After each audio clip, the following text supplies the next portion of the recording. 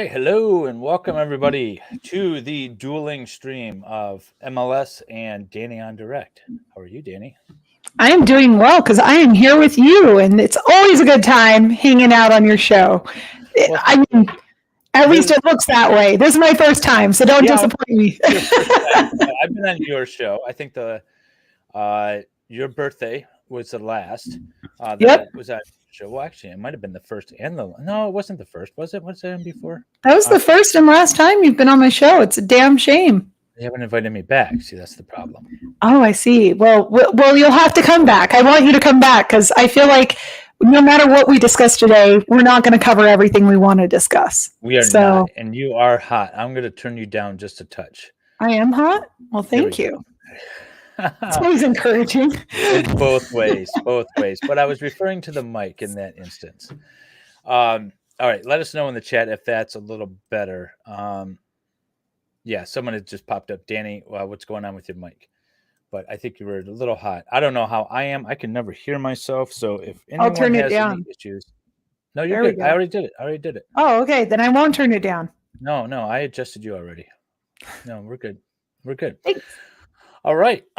So yeah, we're dual streaming. So we see all the chats. So you guys can't talk about us behind each other's backs because we will see them all. It's true. But we're here today to talk about divorce. I don't know how many people I think most people in my chat know that I handled divorce. At one point, it was like 60, 70% of my practice. And it's dwindled down recently. It's more of a 25 kind of thing. I do a lot of civil litigation, divorce, criminal defense, and probate litigation. But divorce is still a substantial portion. Family law, custody is still a substantial portion of my practice. And I'm going to throw in, which is kind of quasi-criminal, but also parental termination and adoption. I feel like that all kind of goes together in family law, custody kind of thing. So I do that a lot. And Dani, do you only do divorce? So I do family law only, but yeah, I specialize in divorce. That is my bread and butter right now, and it's great. I would do more adoptions and termination and all of that, but that's just a nightmare. I'll stick with divorce, and I do paternity cases as well. So establishing paternity and parental time and such. If you guys don't get a divorce, if you're never married but you have kiddos, a paternity action is where you go. Yeah. Now, do you have to establish paternity through the court systems in Utah, or is it established? Like in Michigan, we have three ways. Your name can appear on the birth certificate as the father. Obviously, the mother is kind of a default, right? But as the father, your name appears on the birth certificate. You sign an affidavit of parentage, or you bring a paternity action, which usually involves DNA and a court action, and eventually then a court order that declares you the father. So there's three ways in Michigan to be declared the legal father. Also, there's one by default, which is if you're married and your wife gives birth, doesn't matter who the biological father is, you're the legal father. Yep. Unless you prove otherwise. Is that pretty much the same in Utah? Pretty much the same here. But if you want to establish parent time, right, you need to bring a paternity action or a parentage petition. And you just tell the court, hey, this is my kid. I'm on the birth certificate, XYZ. I fit under one of those 4 criteria, and ergo, I should be granted this. It's distorted now. It's still distorted. I knew you were a little hot when we were doing sort of our pre-conversation, but I don't know what's going on. It could be my mic. I'm going to touch you up a little bit, but I don't feel like you're way out of sync with me. It sounds fine to me. But it does sound a little more tinny than I'm used to hearing you, but I don't know. Ever since I started talking about spicy content on my stuff, that's when it happened. That just happened. Okay. It's jacked. Your microphone took the brunt of it, huh? I guess, man. I don't know. I think everybody's saying distortion on my end. So you talk and I'll try and figure out what's going on. Okay. All right. Well, I'll talk a little bit.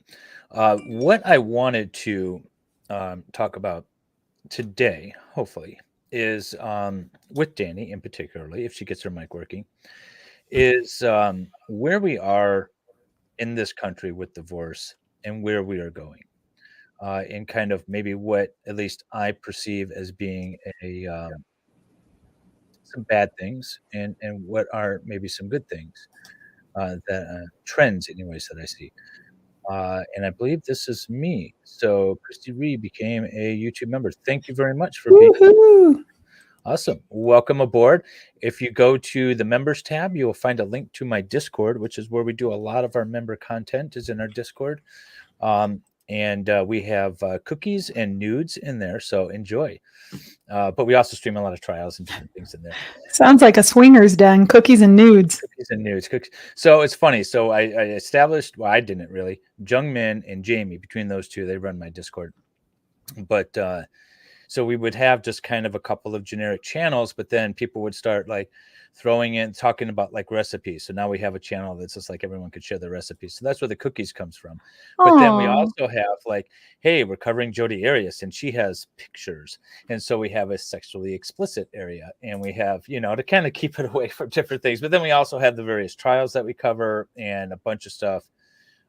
In addition to, what I cover on my trials or on my streams, a bunch of additional information. So if you want, like if you're watching Letitia Stalk along with us, we have some documentaries and some other things that we aren't really presenting in YouTube is in my Discord as well. But that's where the cookies and the news comes from. It's Jodi Arias and cookie recipes. So that's the breadth of Discord. Well, that sounds like so much fun. I might be super hot, so I'm going to just turn it down. Tell me if that sounds better. Yeah, you sound good now. But again, I'm not Okay. listening to you every day like your chat usually is. So they Hopefully, will, I'm sure, tell us if it's wrong. yeah, hopefully that fixed it. So But what yeah, I go check it what I out. was saying is, I kind of wanted to have a conversation about where we were with divorce, where we're going, and some of the issues that we might foresee. And one of the glaring things that I see is a difference between the law and society. And regardless of what you think of the court system, it's made up of people that grew up in this society. And so this society shapes the way our courts interpret the laws that may be written, and specifically are written, at least in Michigan, gender neutral. They're not necessarily treated that way. So when your husband, client, father, client comes to you and says, she took the kids, what can I do? There's nothing I can do, sort of approach to it. The judges in the family law system that they're engaging in were kind of raised in that same environment where the father has sort of lesser rights, perceived lesser rights, even though the law says something different. And we fight against that every time, and we fight against that with mother and mother's counsel as well, who think that because of they're the mother, they have stronger claim to the children and things like that. That's just one example. There's a lot of things in there when we talk about spousal support and equitable division of property. But I feel a shift, at least in Michigan, slowly coming to more of a equalization, to more of a starting off point of 50-50 across the board. It's slow shift, and it's right now sort of in the court systems, and it's kind of making its way into societal systems. But being in I would say, a fairly conservative state, Utah, how is it there with regard to that sort of equal treatment of the parties? Here it's unique. So in Utah, we treat parties gender neutrally.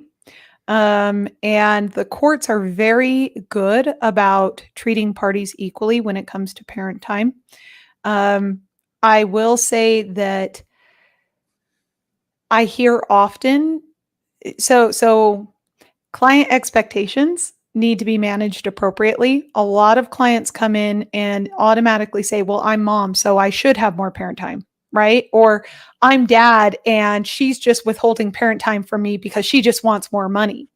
And it takes a little bit of education to explain that, hey, it's not about money for mom. It's about money for your kids.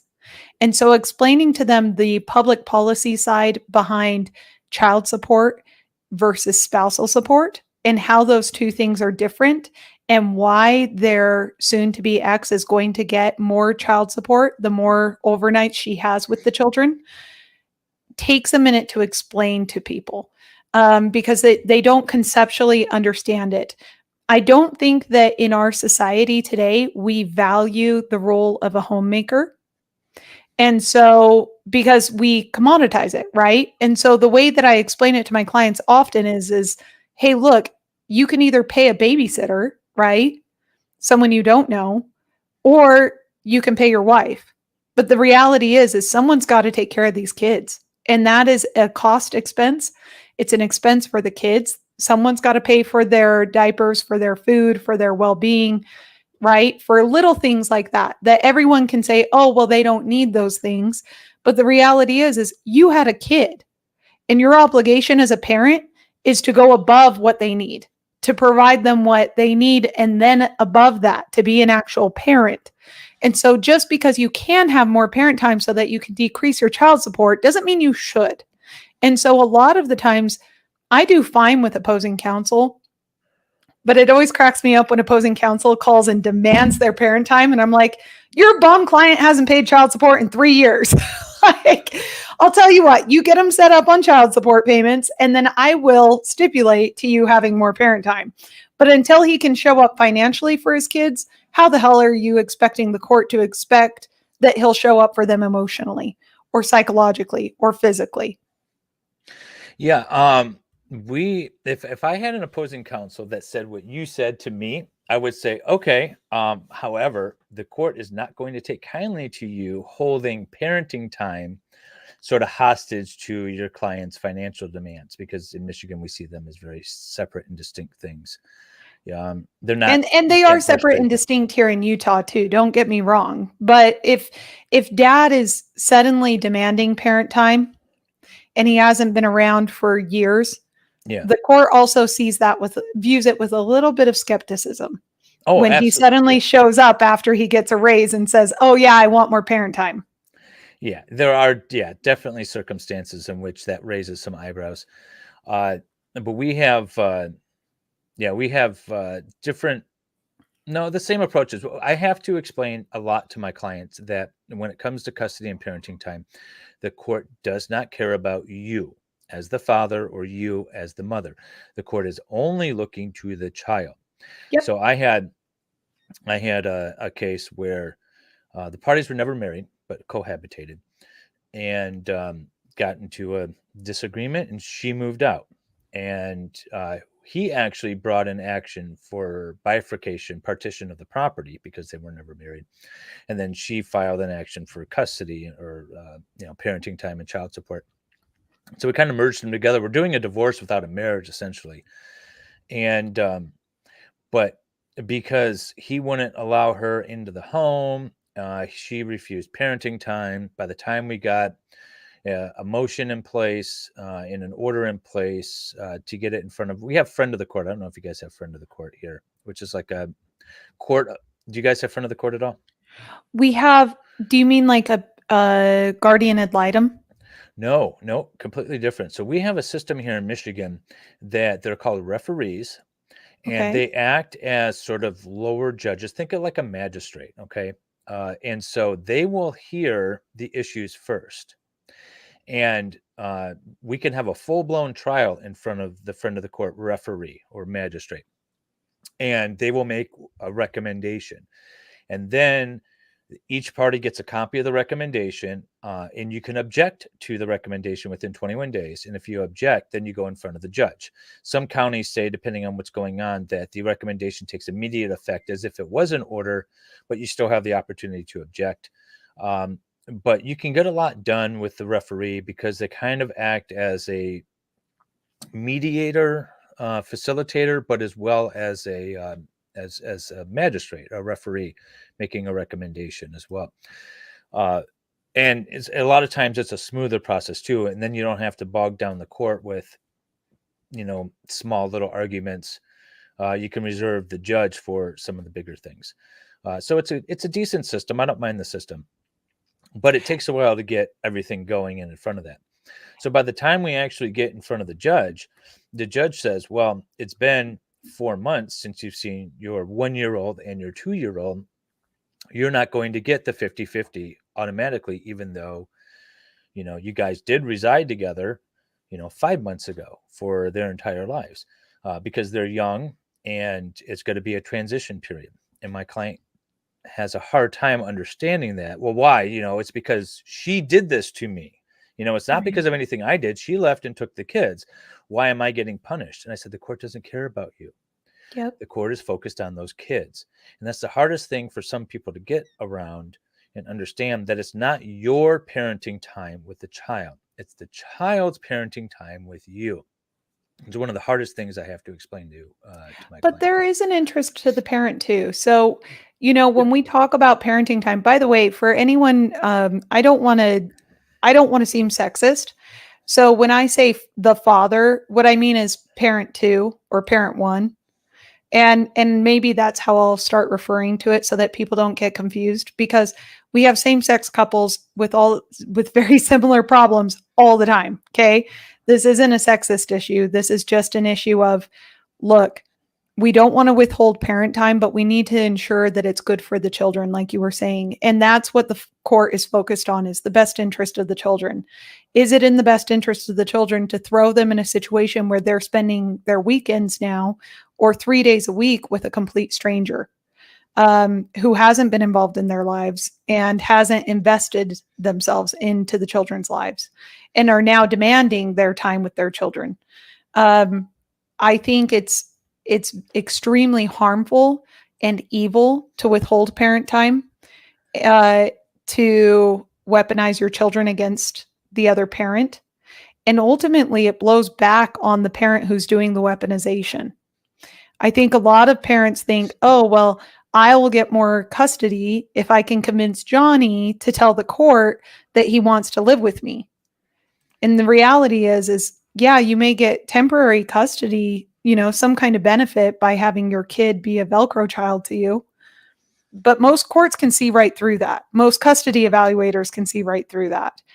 The difficulty is you're damaging your children irreparably, harming your children by talking ill of the other parent, by trying to, isolate the children or gatekeep the children from the other parent. So when I talk about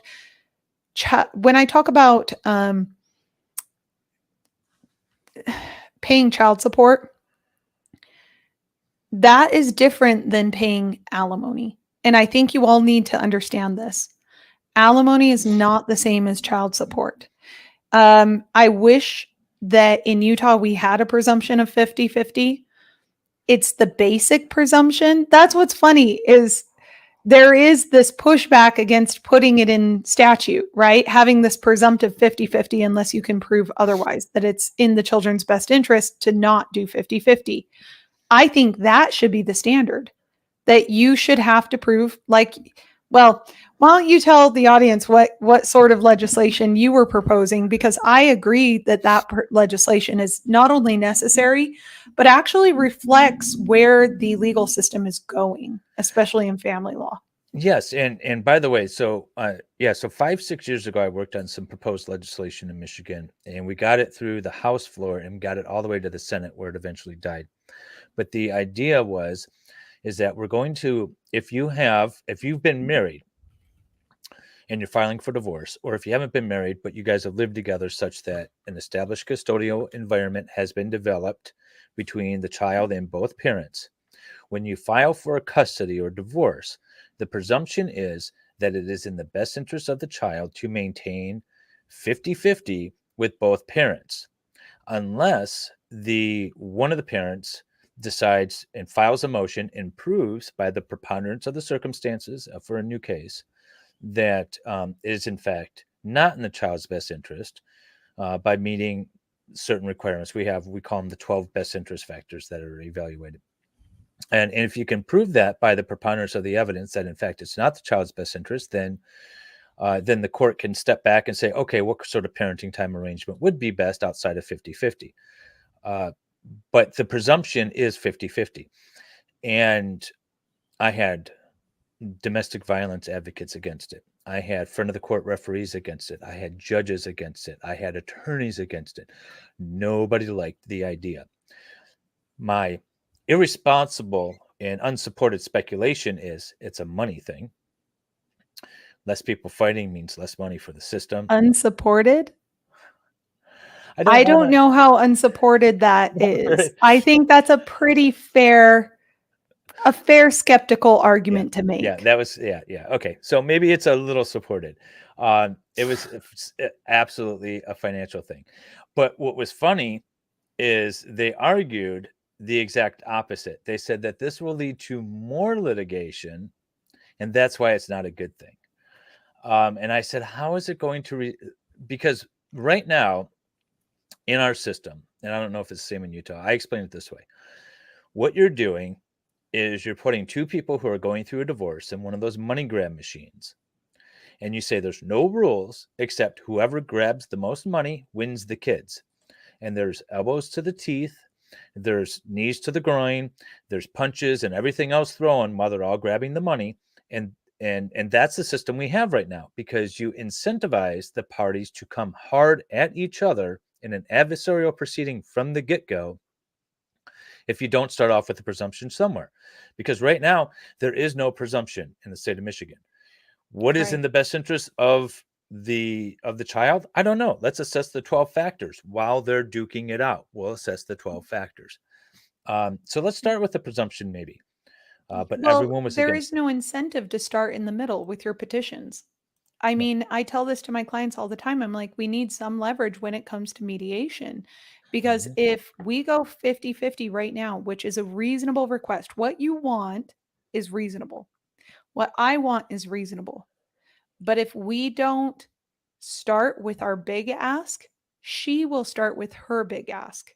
Or, hey, have you, or his big ask, or their big ask. These are important things to take into account, and it is very challenging. It's challenging. But I agree with you. I think starting it with a presumption automatically brings people in. And then if they want to fight against it, they have to fight against it. Right. And you put the burden on the party who wants to challenge that presumption. It's not on both parties to argue it. So if you want to challenge that presumption, you're doing it, but you're doing it essentially one-sided. The other side could just sort of stand there and say, no, it's there. It's 50-50. There's no reason. Where the other one has to come at it. And it makes it sort of less adversarial, but you're also starting in the middle. I'm not too keen on giving out legal advice, but we have a question here I from one of already told yours. her a reintroduction program is probably what a court would likely suggest.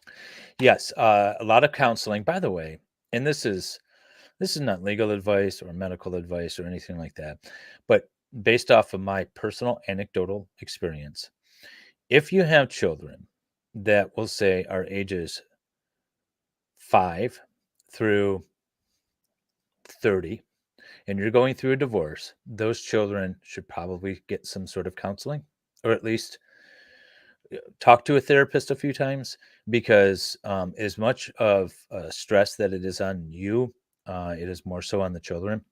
Yep. And I don't even care. You guys can be, you and your spouse can be completely the best of friends and agree, like, listen, this just isn't working. We're going to be completely amicable about this and calm and reasonable, but it's not the same for your children. So that's my, I don't know, unsolicited support. But yeah, if a child doesn't want to go with their father, there's not a whole lot, at least I can do. The courts can do some, but what the courts are really going to do is get them into a reunification program with a therapist, and the therapist is going to be at the therapist direction. Is going to be a lot of this. Well, I deal with a lot of these cases, and the court is going to say we're going to appoint the therapist, and the reunification is going to go at the speed that the therapist recommends. And if you guys have any issues or concerns, you could come back to me. But the therapist is really going to be the one that's kind of in control here. So that's what's happening. In fact, we had a case in my county. A judge incarcerated two minor children in a juvenile center for refusing to go with their father. Now, mind you, let me put it in some context. She was fighting with these kids for like 3 years. They were like 14, 15, 16 were like 15, 16, 17. So they're older kids. And for like 3 years, they refused to go with their father or volunteer for parenting or for counseling or anything like that, and just steadfast. And the judge had made findings that mother was alienating the kids, and basically said to the kids, listen, you're going to go with your father. And if you don't, I'm sending you to juvenile hall. And she sent them to juvenile hall. It was a huge scandal here locally. She apologized eventually, but it just shows that sometimes there's nothing you can do at the end of the day, and you have to hope that those children, they're kind of going around the moon and eventually they'll come back to you. But yeah, sometimes there are no answers, I guess, is the answer to that one. I think it's important, I keep seeing people saying winning and losing when it comes to family law. There is no real winning and losing when it comes to family law. You may win or lose on emotion for something you want the court to do. But fundamentally, what we're looking at is, and you had asked me about this privately, um, we're looking to resolve problems, essentially. We have two people, they want to separate, they want to be done, they're tired of being married. How do we equitably divide the marital estate? What does equitable mean exactly? And then how can we make sure that either everyone is equally happy or equally miserable is essentially what we're being asked to do a lot of times as attorneys. And so, I've always told my clients, especially in mediation, don't let my concerns become your concerns. If you don't see an issue with, handing over the whole house and paying X number of dollars in alimony and child support to your spouse because you just don't want to deal with the hassle, I'm not here to stop you. Will I write you a very long CYA email so Exactly. that you can reflect back on that years from now when I tell you this isn't a good idea? Yes, of course I'll do that. But ultimately, we want to zealously represent our clients, also maintain candor, and also not make a bad situation worse. Or at least that's my approach. And a lot of it is also, for me, anyways, uh, maybe counseling my clients on the bigger picture, and that maybe it's not worth spending $10,000 in depositions and litigation and a trial over, netting 5,000 at the end of the day, when it comes to an equitable division of the property, right? And so I always talk to them. I say, we start with the presumption that the marital estate is like a separate entity. It exists outside of you and outside of anything that you might own separately. And that should be divided in half. We're talking about retirements, equitable interest in homes, equitable interest in savings accounts, and things like that. Now, equitable, I mean, the equity in the home, the equitable value in a car, minus the car loan and things like that. All that needs to be divided equally. And then there's some give and take. What does it really practically mean to divide, equity in a vehicle? He's got a vehicle, she's got a vehicle. You each take their own, you take the loan, right? That seems to be more of an equitable resolution than an equal resolution. And that's what I'm talking about by when I talk about an equitable division. What is fair? What is most logical in this situation? Are we going to really try to blue book these values and exchange, $75 because that's the difference? It If is you want to. personality. It is personality. And some people, like attracts like. And so I've had clients where they're like, we need to value every single piece of personal property. And I'm like, we're not doing this. Okay. You know what? If that's where we have to go so that you can feel like you're getting fair deal, a fair shake here, Mhm. let's go there. So what ends up happening is they always start there and then an hour into mediation, they go, oh, wait a second, you were probably right. I don't actually care about any of this crap. And I'm like, exactly, right? So, what I always tell my clients is this. I always tell my clients, hey, Adam, dude, I don't know what that means. I'm going to go ahead and block you, man. I don't, there's some weirdos, man. Um, anyway, I always tell my clients, treat yourself with kindness, prioritize what your needs and wants are out of the divorce, prioritize them. because ultimately what you need and want is usually not exactly what your spouse or soon to be former spouse needs and wants. It's very few things that people disagree on and fight over. So prioritize it and then focus on what's in your bucket. That's what I always tell my clients too. Look at what you're getting out of this. Don't give a crap what's in the other bucket. It's really hard because a lot of times clients look over and they're like, but she's getting all of this or he's getting all of this. And that doesn't seem fair. It's like, stop, just stop. Look at what you're getting and focus on what you want your future life to look like. Yeah, no, that's a great way to refocus. I say the client's energy, because we all have only so much energy that we can expend towards any sort of activity. And when you have, two parties, they're both sort of sole proprietors, they kind of own their own business, but it's not really treated as businesses. Um, and they have a lot of equipment with it. And it's, and my client gets upset because the other party is taking all of his equipment out of the home that he uses for his business. And this isn't like, I don't want to be like it's big, heavy equipment that's valued in hundreds of thousands of dollars. It's probably, between $5,000 and $10,000 worth of equipment, material, and things like that. But then she also has a business that also has probably about the same amount of value of stuff. And I say, we can sit down and we can go over every piece of item, and value your unrecorded businesses and go through all this stuff. Or we can just say, listen, it's for his business. Do you really want all that leather, the sewing machine or whatever? Do you think he really wants your stuff? No, just let him have his work stuff and you take your work stuff and let's call it a day.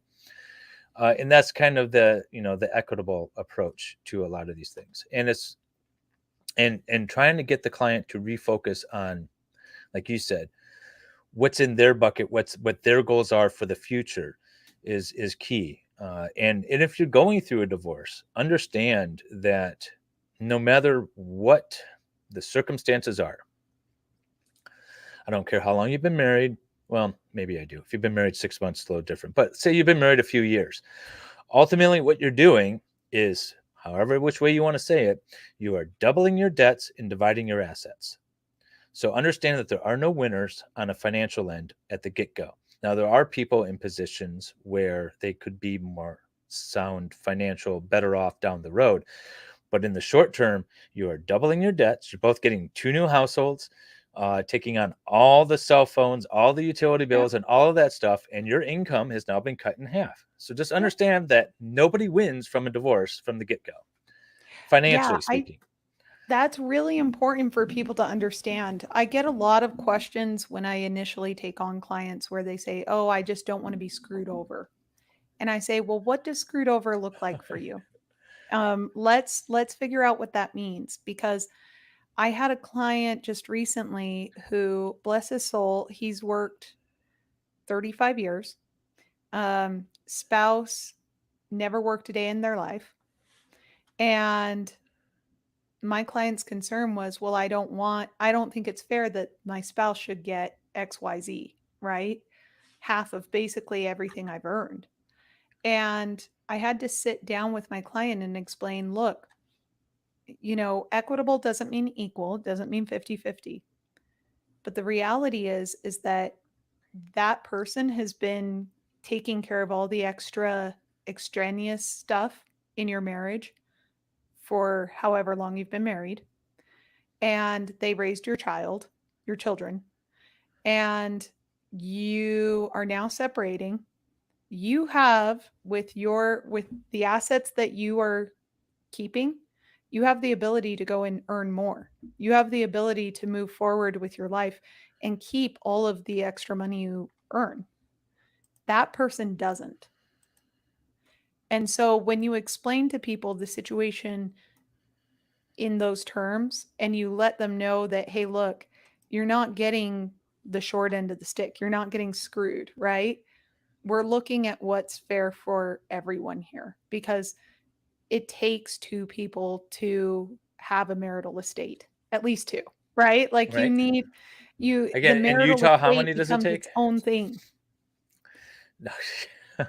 The Supreme Court, I really do think, speaking of family law, with the what is it? The gay rights decision. Hmm. I know what you're talking Um, about. The one that legalized gay marriage. And yeah. yeah. If you read through that decision, they continually refer to partners. Oh, plural. Mhm. Mhm. Okay. All In right. an So there's effort to some be room there. gender neutral. So I'm like, wait a second. Someone should bring up that polygamy issue again to the Supreme Court at some point. Uh, Murph's turf. Let's see. We'll ask both Danny and myself. Do you see more men or women filing for divorce? Actually see about 50-50 from my practice. I will initiate divorces for just about equal numbers, but I don't know what the statistics are. What about you, Danny? I would say it's about 50-50. Yeah. It's I just yeah, Yeah, everyone's it got their just different depends. reasons for it. And I yeah, it's about 50-50. Yeah. Let's see here if there's any other questions.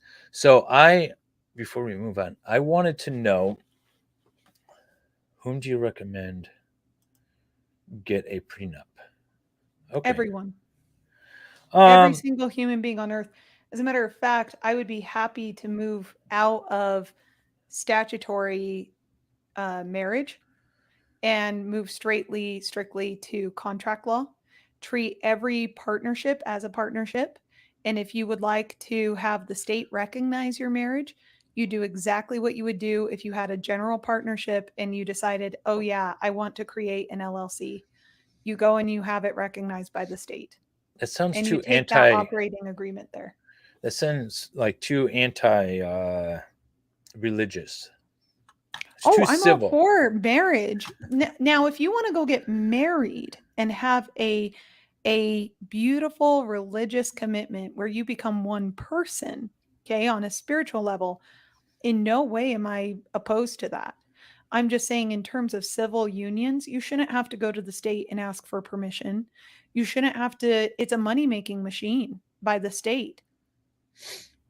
So, Yeah, both that's marriage and divorce. You have to pay $35 in my jurisdiction to seek permission from the state to get married. And if you want copies of that marriage certificate, you've got to pay up the nose. So why not go and get married in church, at church, or wherever you want to get married? Have them sign an operating agreement that says, this is what I'm bringing into the marriage. Okay. This is what we agree to do all the way down the line. And then go and have it recognized by the state later. I have no problem with that. so my recommendation regarding a prenup, it's not necessarily everyone. I don't see that everyone needs a prenup, but if you have a prior marriage or prior kids or kids from a prior relationship, then absolutely you should have a prenup.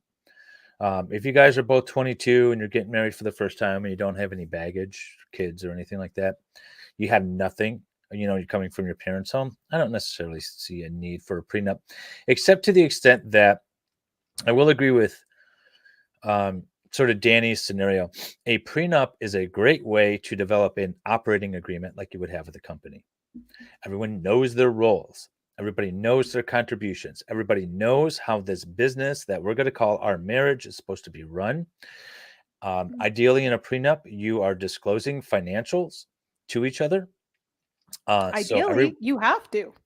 You have well, to. If you want that prenup to be enforced, you yeah, better that's have it true. disclosed. Yeah. You have to disclose your financials. So everyone is coming into the marriage above board, forthright with your goals sort of outlined, and it's actually a great marriage plan. It's kind of like a business plan, but for your marriage. So prenups do have their values, um, but again, if you're, like I said, 22, it's your first marriage, do you need one?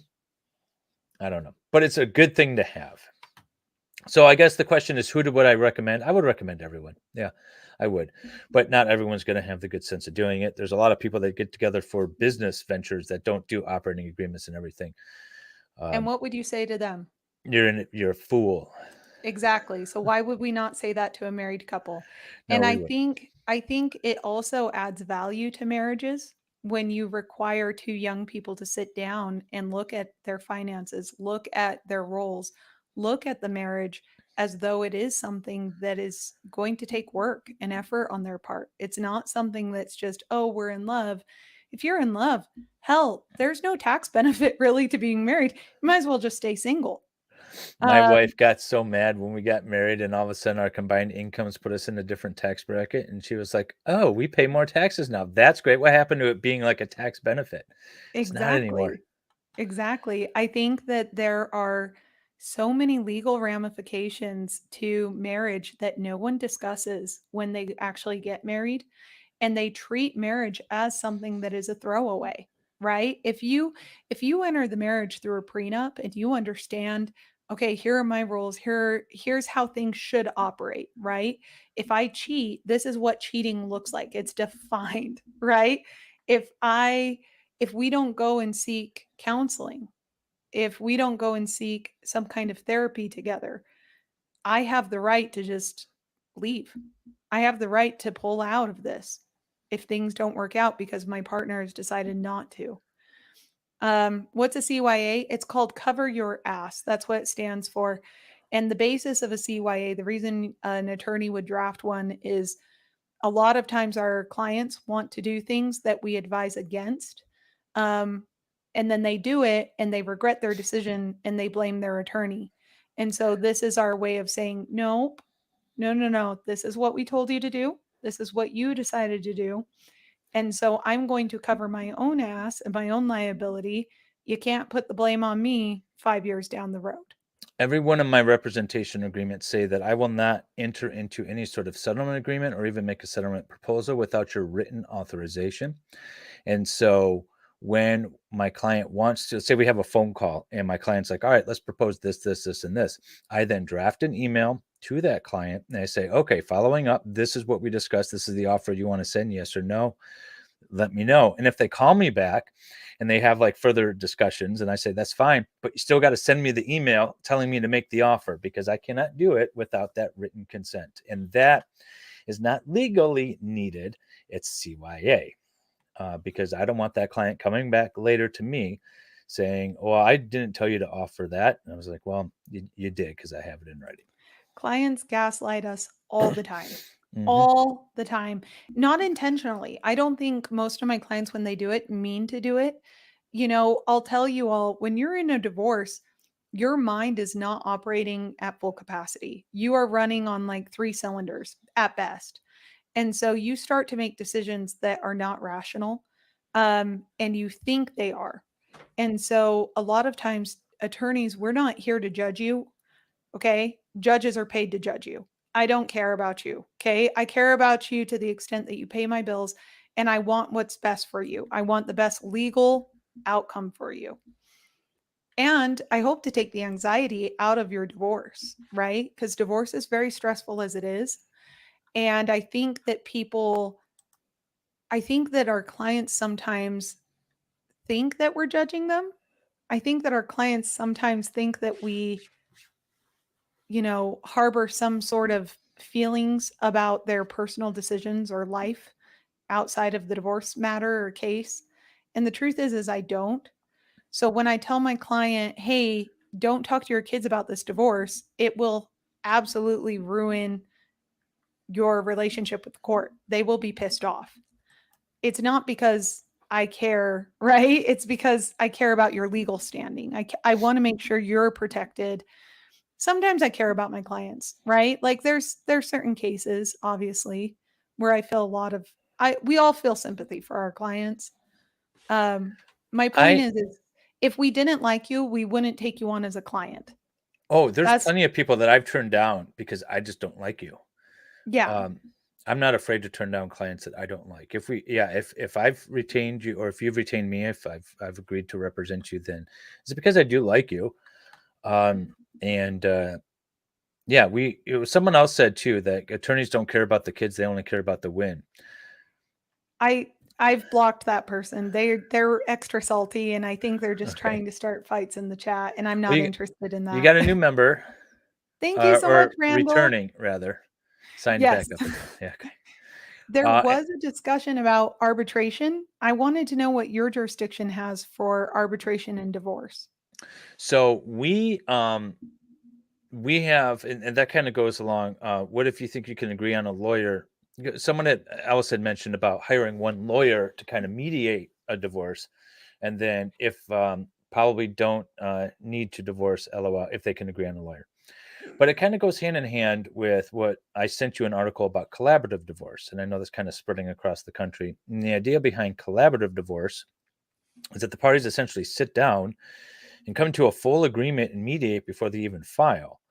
And then it's just a matter of going through the paperwork in order to, finalize everything. And I could tell you that if you're able to do that with your soon to be ex-spouse, your life and your future is going to be so much better and brighter. You're going to have more money because you're not going to be wasting it on stupid litigation. And at the end of the day, especially if you have kids, because you will be in each other's lives for the rest of your lives if you have kids. The rest of your lives will go a lot smoother if you can do that sort of thing. So the earlier you can arbitrate or mediate, not arbitrate, facilitate or mediate a divorce, the better. We don't have divorce arbitration in our state, in Michigan. We have mediation and we have litigation, but there's no divorce arbitration like you traditionally think of arbitration, which is essentially hiring a private judge to oversee. Is that what you're referring to, like divorce arbitration? Right. So our jurisdiction just actually a Supreme Court decision just came down, Utah Supreme Court. They will 100% respect and uphold arbitrated divorces, which I did not know. And it's a really good option for some of these cases that I see coming down the pike because our courts, I don't know how yours are right now. Ours are so overwhelmed and so flooded. We're looking at like 6 months just to get into mediation. Like our mediators are backed up. Our commissioners are backed up. I mean, even on TROs are basically the only way you're going to get into court right now. Okay. Ours are not backed up that bad. Ours are pretty bad right now. So there's a game we play, like we'll file stuff and we'll notice it up for a hearing. And sometimes, depending on the court we're in, if we're Wayne County, which is Detroit, or Oakland County, which is where I live, or Ann Arbor, they're all a little different. Wayne County is the worst. You're about 2 months out, right? So if you got to file a motion in Wayne County, you file it now, you notice it up for 2 months down the road. And in the meantime, you're hoping to get it into arbitrate or mediation or something like that while you have this hearing pending out there. So it's sort of a stopgap measure. Like if we can't successfully mediate this, then we don't have to then file a motion and get a date, which is going to be too much further out. We've sort of anticipated it. So you kind of play the game with the timing a little bit. But the worst delayed court we have is right now is Wayne County, and that's 2 months out. So you can, and 2 months is not a lot of time in litigation, people, because I don't know how the timeline works for discovery and things in Utah, but in Michigan, if we send out a discovery request and say, produce written answers to my written questions and then also some documents, they have 28 days to respond. So that's, a month essentially to respond. And then if you have follow-up, that's another month, right? You get the What are answers your back. initial disclosure periods? Our initial disclosure periods are 14 days. Well, actually, so there's some initial disclosures that need to go out. Yeah, well, 14 days after the answer is filed. Then the parties have 14 days to do the initial disclosures, which then usually takes care of most of the stuff. Mortgage payments, bank accounts, things like that. Most of the big ticket items are kind of covered, but then you have like your weird there's a collectible car, that we need to, assess. And there's car parts and weird little things or business transactions that are like, what exactly is going on there? That we'll probably need to follow up on. But our initial disclosures are 14 days. And then if you have children, there's a 6-month cooling off period. So you can't even enter a final judgment for 6 months. So you have plenty of time, at least in our jurisdiction right now. You don't need to rush. But again, you set up the time period and then you go into mediation. In mediation, they're maybe 4 weeks out for mediation right now, or mediator. So we're about 4 weeks out scheduling mediation.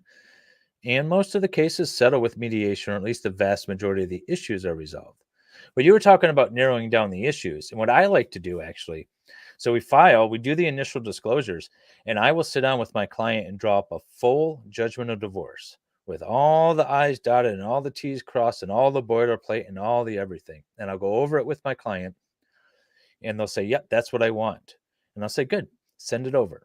I send it to the other side, and then and what I'm wanting is a line item sort of kind of veto. If they shoot it back and say no, I'm like, that's not good enough. Why do you want to litigate this entire do you want to litigate this entire, do you not even want a divorce? What part are you litigating? I always wait. I always wait. So after I get my initial disclosures, which depending on counsel can sometimes be a pain in the butt. What's your turnaround time for those? 14 days. Yeah, you get them really quick, right? Yeah. You would to. think that counsel gets that. And what pisses me off is whenever I either enter an appearance, file an answer, or file a petition, when opposing counsel says, let's wait to file that answer until after mediation. And I say, no, I want your answer and counter now because I need to know what you want. I want to know what you want before we even get there. And you know what? Let's just stipulate. I have had so many defense attorneys in as of late where they are fighting for no reason except for billables. I'm sorry. I've just got to be honest.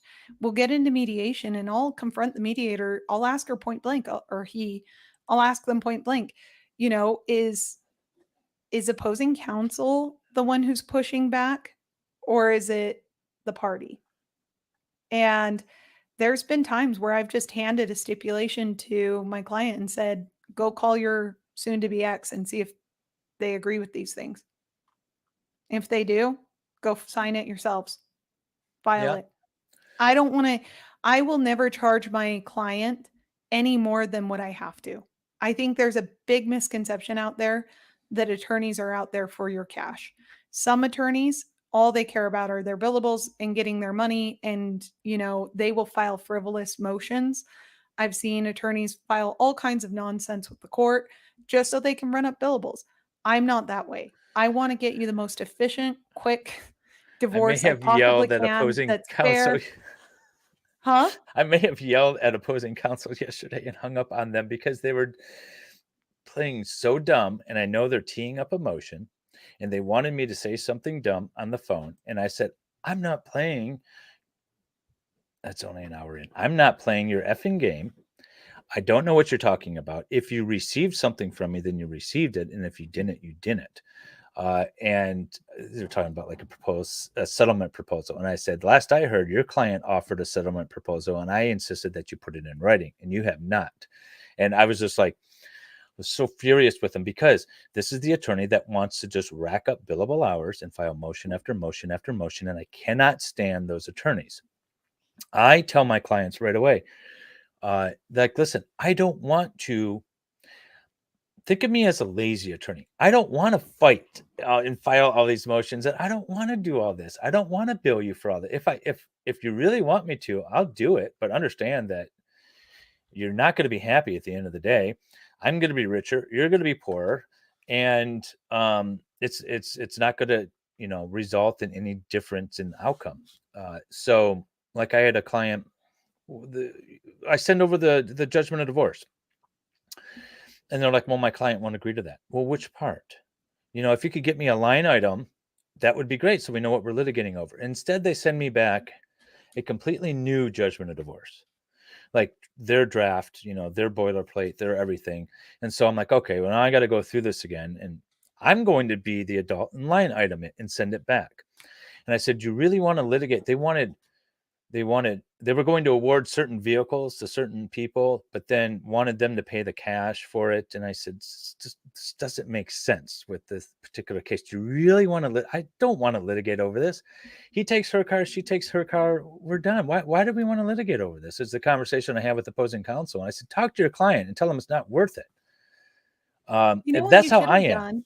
You should have done exactly what I did last time opposing counsel tried to play that game with me. We were in mediation and she said, we were giving reasonable offers, and every time it would come back, theirs became more and more unreasonable. And so I finally shot back at them and I said, "Oh, okay, you want half of his guns, even though he's a competition shooter? Great. I want half of her designer purses. I know they're There you go. worth more on resale value. We want to sell half of those. And I want a list of each and every purse when they were purchased with photos." And it was like magic. Suddenly, everyone was reasonable. And suddenly, she didn't want his guns and actually wanted to hand over the dogs that he loved more anyway. And then suddenly, we were able to divide everything up. Now, did he end up paying a little to make her kind of go along her way? Sure. But this wasn't his first rodeo. Fortunately, I had a really great client where he's like, "I've been divorced before. I know how this works. We'll just pay her upfront right now and then we'll move on." Do these attorneys side with the state? I don't know who these attorneys are. I think Um, he means us. I think there's a very large contingent of only pro defense attorneys, criminal defense attorneys, like fans out there. I don't particularly care because I don't do criminal law. We so, don't deal with the state well, that much. understand that as an attorney, you have a duty of interest to two different sets of people.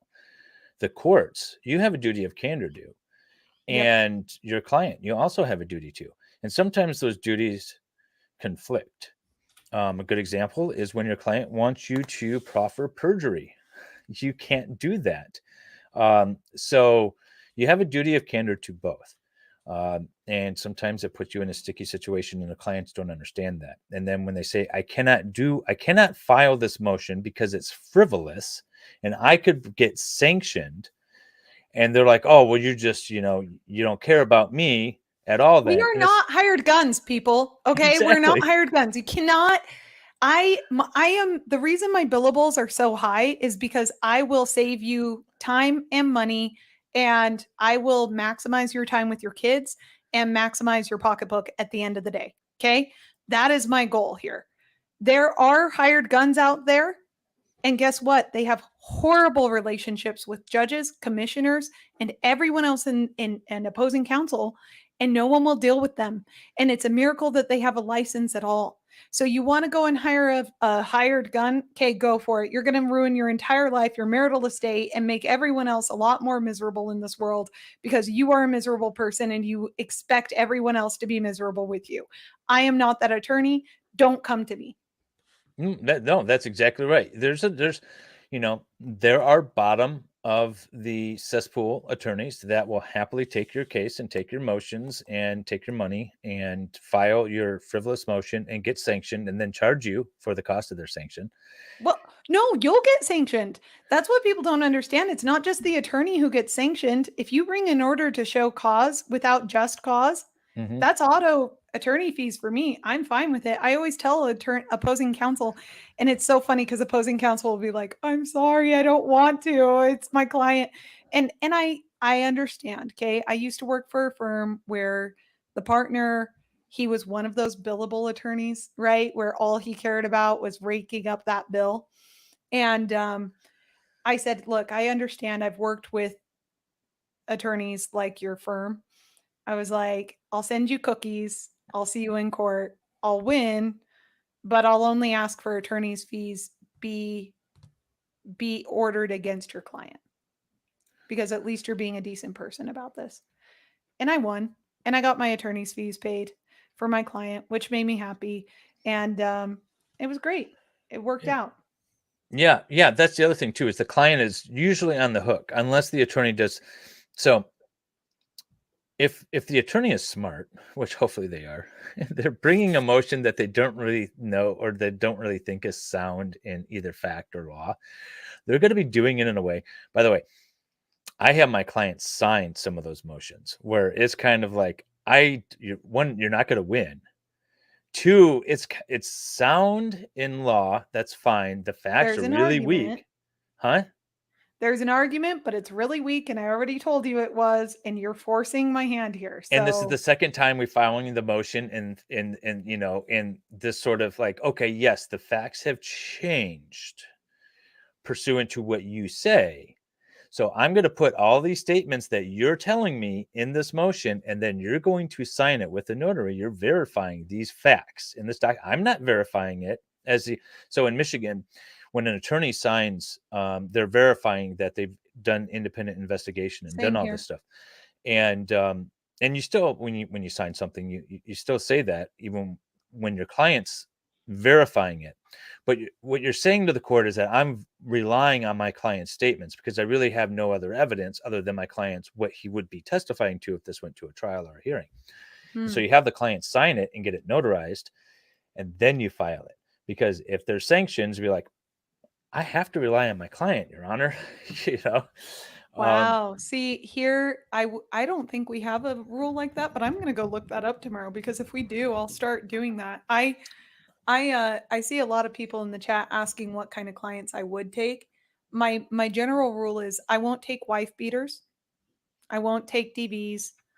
Danny, I swear on your stream you said you've done medical malpractice at one point, but it's very possible I was hearing things. Unfortunately, you were hearing things. I wish I did medical malpractice. Are you kidding me? I'd make bank.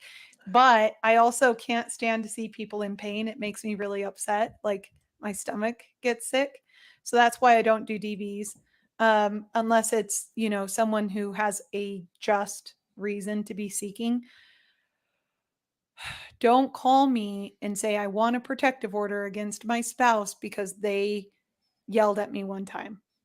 yeah. I'm not that attorney. I I'm not that attorney. My integrity is not for sale. You want to lie to the court, that's your business. You try and lie to me, I will drop you like a hot potato. I don't play games with my clients. Now, sometimes my clients forget to tell me things. I'm okay with that. That's on me, right? I should be checking, I should be asking. But if you intentionally lie to me about a material fact that I'm presenting in front of a judge, I'll drop you because my reputation in the legal world is good, very good.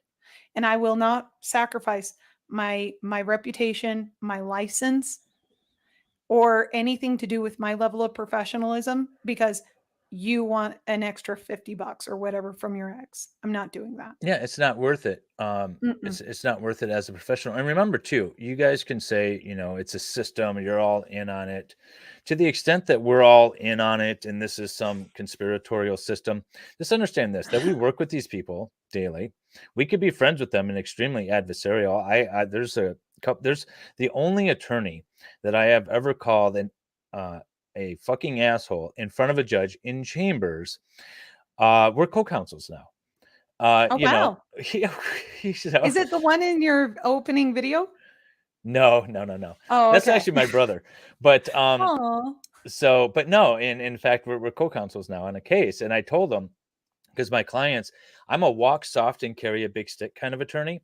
yep, And me what I too. mean by that is I'm polite and friendly, but understand that I have a stick that I can whack you with if you get out of hand, meaning the opposing counsel and opposing party.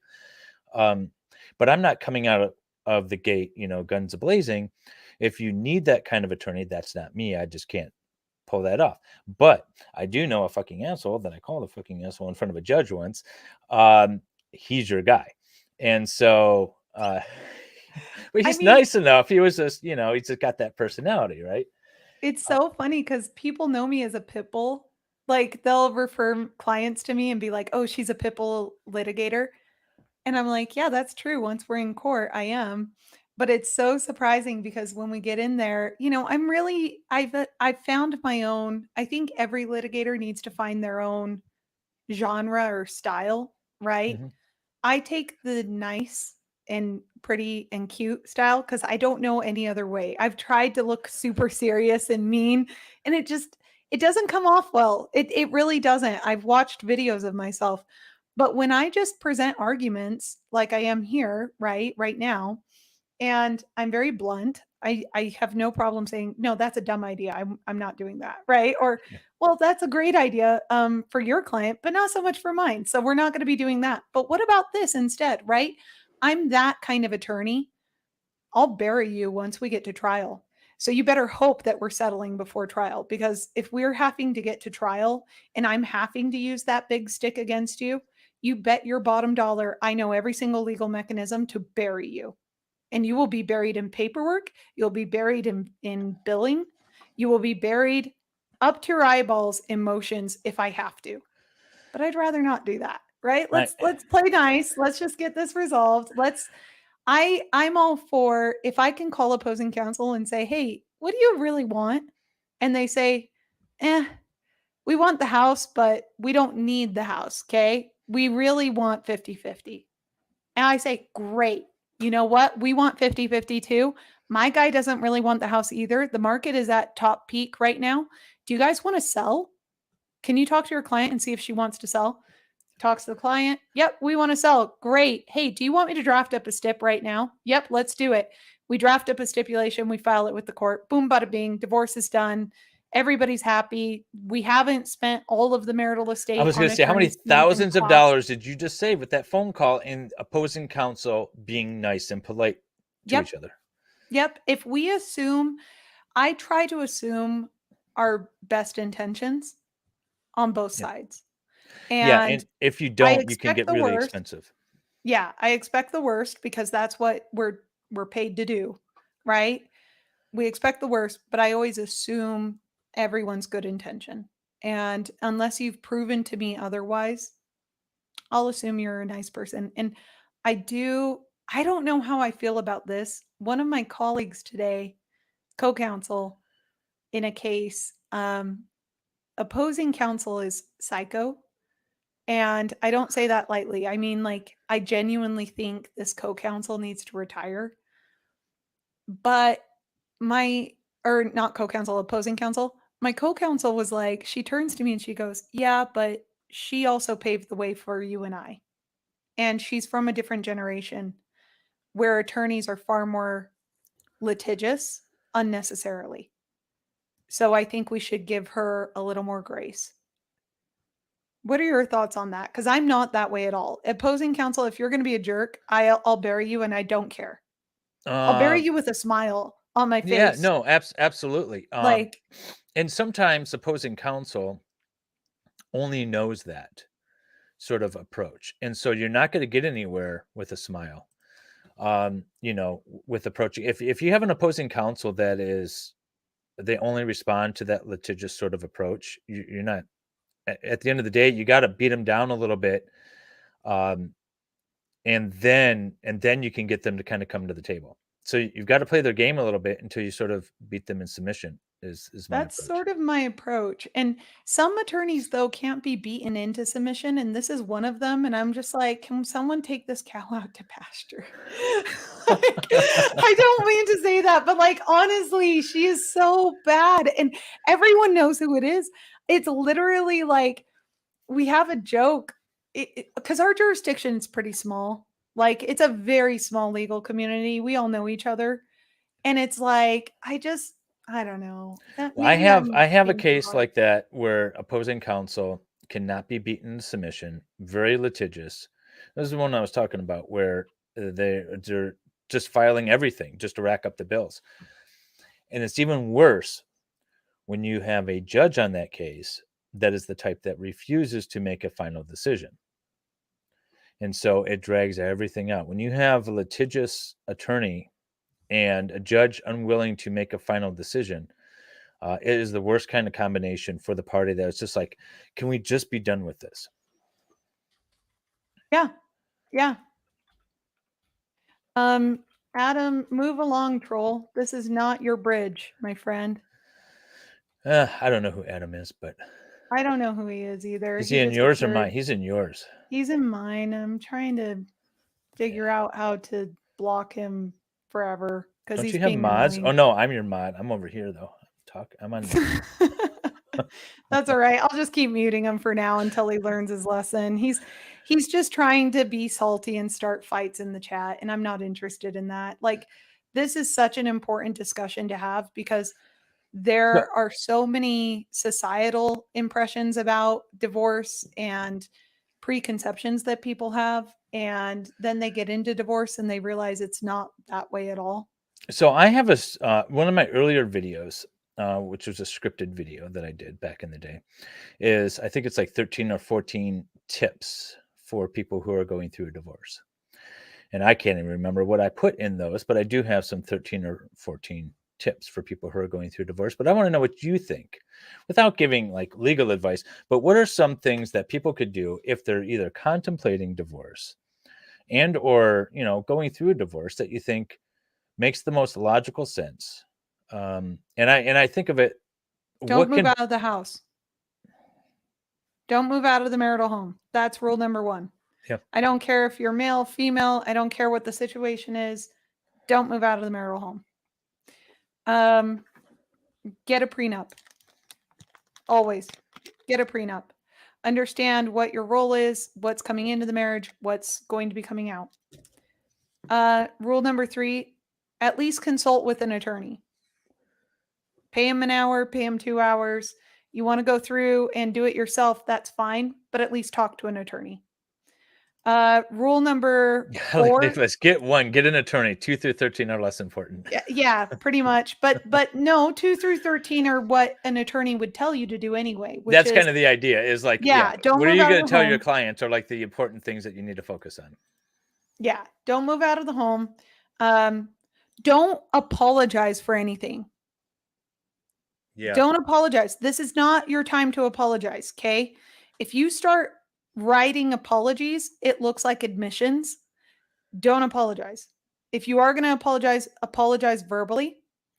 Be careful with I've never every said that single. one before, but I like that. Don't apologize. Don't apologize. This is not the time to make amends. This is not the time to. Now is not the time. After you're divorced, after it's finalized, you want to apologize and make up then, great. You want to do it before, great. But mid litigation, unless there is a reason to, don't do it. Rule number 3 or 4, I don't know what I'm on. You don't need to count them. I was just wondering what Yeah, advice okay. you would give to people. Whatever you write as though you're writing it to a judge. I don't care what the context is. I don't care what medium you're using. If you're texting, text as though you're texting the court. Text as though you're texting me. If you know that you cannot talk to opposing party without them pushing your buttons and pissing you off, have them talk through your attorney. Because if you know you can't handle it, talk through your attorney. It's going to cost you a little bit more in the beginning, right? Initial costs are going to be higher, but my goal, like I said, is to get you more time with your kids and keep as much of your money as you can. So, if that's our goal here, talk through your attorney if you can't talk like an adult, if people can't behave like adults. Rule number 3, whatever I'm on, record everything and pretend that someone is always recording you. Yep. That's a big In one. my jurisdiction, it's a single party consent state. Yep, me too. So it's coming in. Gentlemen, I'm going to show you something. We have an iPhone that you turn the little camera on and you put it in your breast pocket. Yep. Nobody knows you're recording, and look, it's a perfect little body cam. Yep.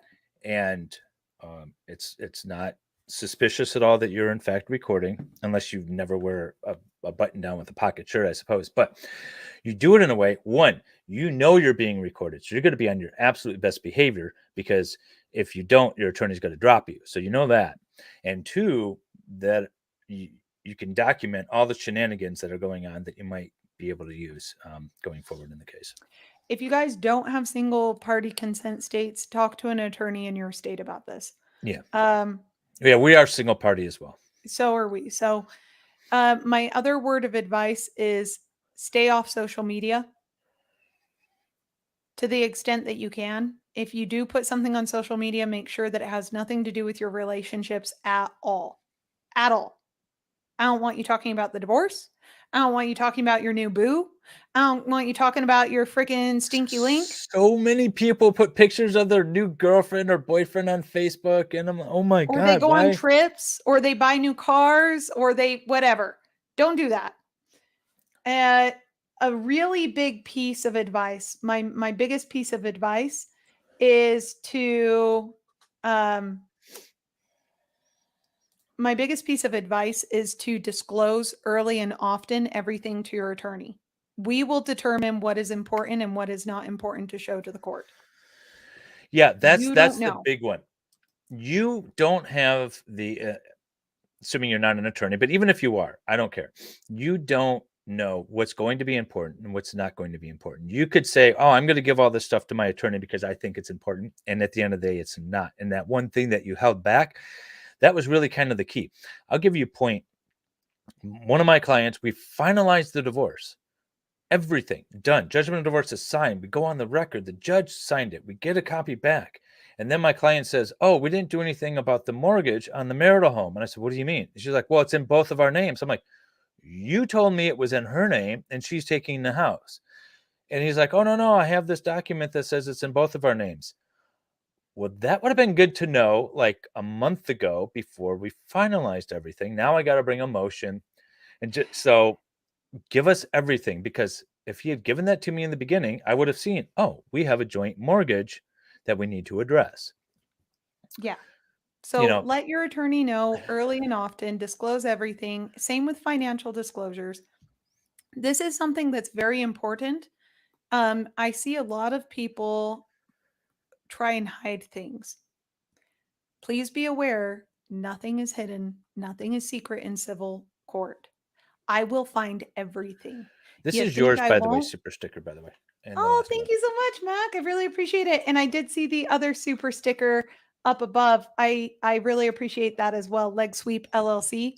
Um, you guys are awesome. So just be aware, those are kind of my general pieces of advice. My advice for if you have children, okay, and there's a custody dispute, don't talk to your kids about the divorce at all. Even if you think, oh, well, she's lying about me and nope, don't do damage control. You're not helping. Just keep your mouth shut, be the bigger parent. It's frustrating. Oh, is it frustrating? Oh, is it frustrating? But it is worth it. I Keep can your tell mouth you from shut. personal anecdotal experience, it is extremely frustrating to be the bigger parent, to not talk to the kids. And even though my ex was all kinds of nonsense, um, but eventually, at the end of the day, now looking back on it, I am so glad I was the bigger parent, because um, it it created a better relationship for me and the kids at the end of the day. So I'll just leave it at that. But Yeah, my parents lied about each other. Um, my parents did everything wrong. They weaponized their kids. They told us everything that was going on. Um, they manipulated us. They told us that they wouldn't love us if we didn't come live with them. You name it, okay? Don't do any of that. so so just take it from me. My final piece of advice is this. Um, and this is personal. I know I said before I don't care about you. That's not entirely true. I do care about my clients quite a bit. And the number one thing that I always tell clients is you are not a failure because you can't continue to live with this human being forever and they aren't making you happy and you're not happy. You're only a failure if you stop caring about your children and you let this impact your relationship with your kids. Be yourself, love yourself, understand that the love that that person had for you before was real. It is real. It's just not there anymore. And maybe it is there, but there is no reason to drag each other through the mud at this point. Just let it go. It's hard, but mourn the loss because it is a loss. It's okay to continue to have feelings for that person. I mean, hell, you married him, right? Clearly you loved them. Maybe you still do. That's okay. And there's a range of emotions you're going to go through. My recommendation is if you feel like you're getting bad legal advice, get a second opinion. It never hurts. And who I didn't mean to cut you love off, but yeah, love talk to yourself. multiple. Yeah, love Uh, yourself. and understand that I have a different approach, I think most people do, to relationships. You can love somebody, and it is absolutely the worst relationship ever. I always ask my client, do you like your spouse? Do you like spending time with your spouse? Do you like you when you're with your spouse? And understand too that even if you do like those things, your spouse might not. And if your spouse doesn't like to be with you or like them when they're with you, um, there's probably nothing you can do about it at the end of the day. But I am more of a like kind of person. Do you like spending time with this person? You can love this person and not like spending time with them. And so I always approach it that way. And you can absolutely love the person and you can remember all the good times that you had with each other. But if you don't like spending time with each other, then um, then don't. I guess I don't know how else to say No, it. it's absolutely true. And oh, this is something else. I I heard this recently and it is the most true thing I've ever heard. You never truly know someone until you're going through a divorce. Like, just keep No, it's that in very mind, true. okay? It's okay. Like, I try and prepare my clients, but you really can't. A lot of clients come in and they're forlorn and they're upset, understandably, because their life partner has decided, I'm out. This deal that we made, all of this, yada yada, I'm here till the end, unconditionally, blah blah blah. Suddenly that's gone, and that's really really hard. And I'll tell you guys, divorce is scary as hell. That's totally normal. If you think about divorce and you want to S your pants because you're like, oh my gosh, how am I going to move on? Like, what do I do? Like, how? That's totally normal. And another thing, sorry, this is all a lot of personal advice now. If you are someone who got married young, and never truly developed your own sense of self, and you develop and you like dedicated all of your preferences to your partner, yeah, and you feel like you don't know yourself once you get a divorce, that's totally normal. Go and cook your eggs in as many styles as you can. Did you watch Runaway Bride? No, years ago. I haven't seen it recently. So there's a scene in Runaway Bride where she's confronted by, I think, one of her friends. They're like, you don't even know how you want your eggs cooked, right? You don't even know how you like your eggs because you move from relationship to relationship and you keep trying to match your preferences with your partner to make them happy. You don't even know how you want your eggs cooked. And so there's this beautiful scene where she's like, she runs away from the marriage on their wedding day. She gets home and she's cooking these eggs and she tries all these different styles to figure out what she likes. That's great. That's Now, it's a great. good metaphor for it, And especially if you're married young and you are. So I was married, I won't say young, but cohabitated at 22, married at 24 with the same woman. So since 22, really, that's kind of young.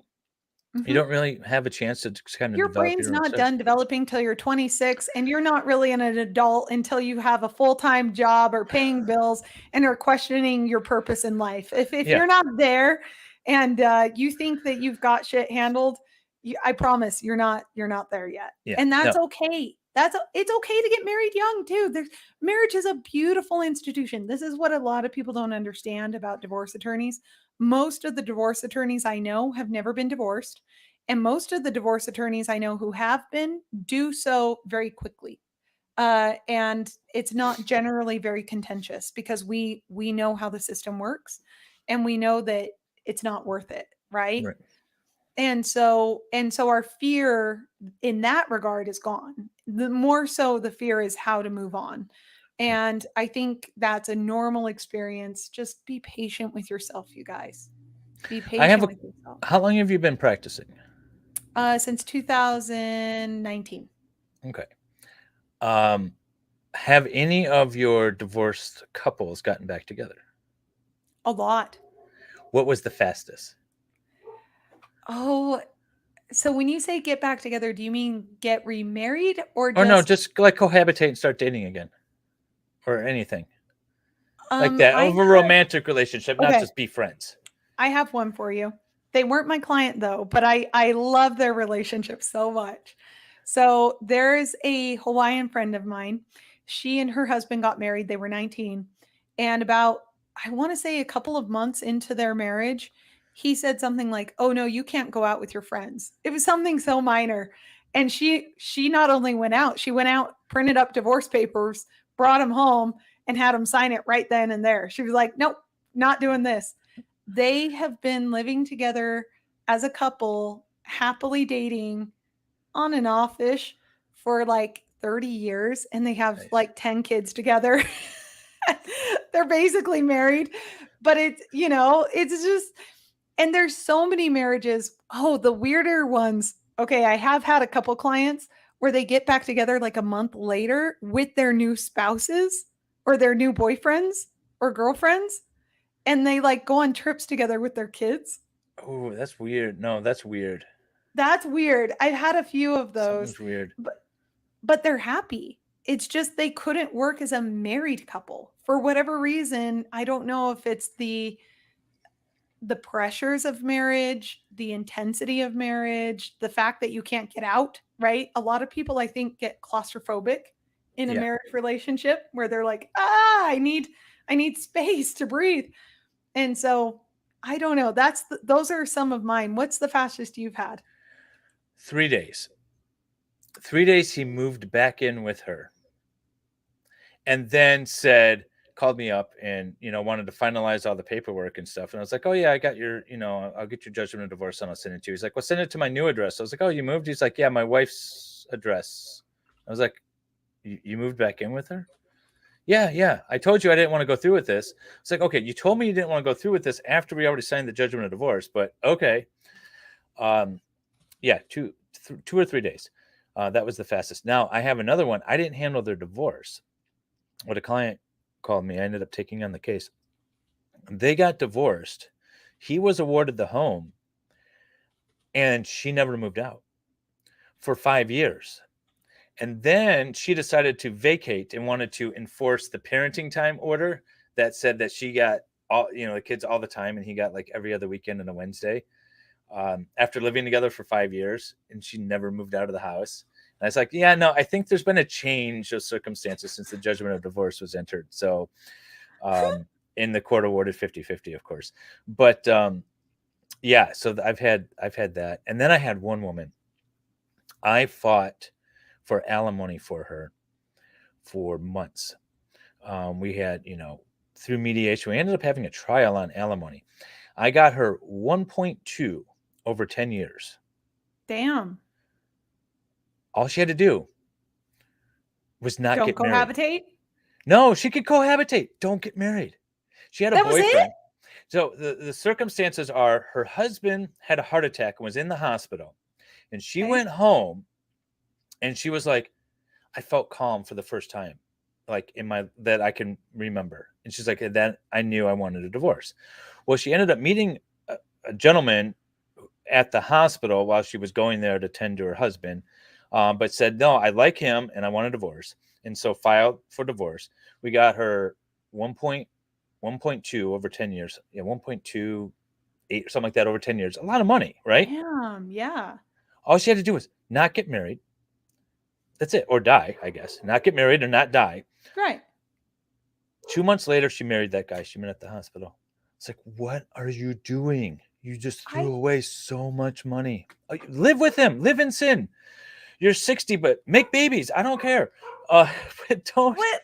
I don't get it. I I don't get I don't don't get it. get I it. Well, don't why get did it. you spend all that time trying to get alimony for what? Like I just I don't I would get lose. it. I would lose. I would pull my hair out. I would quit.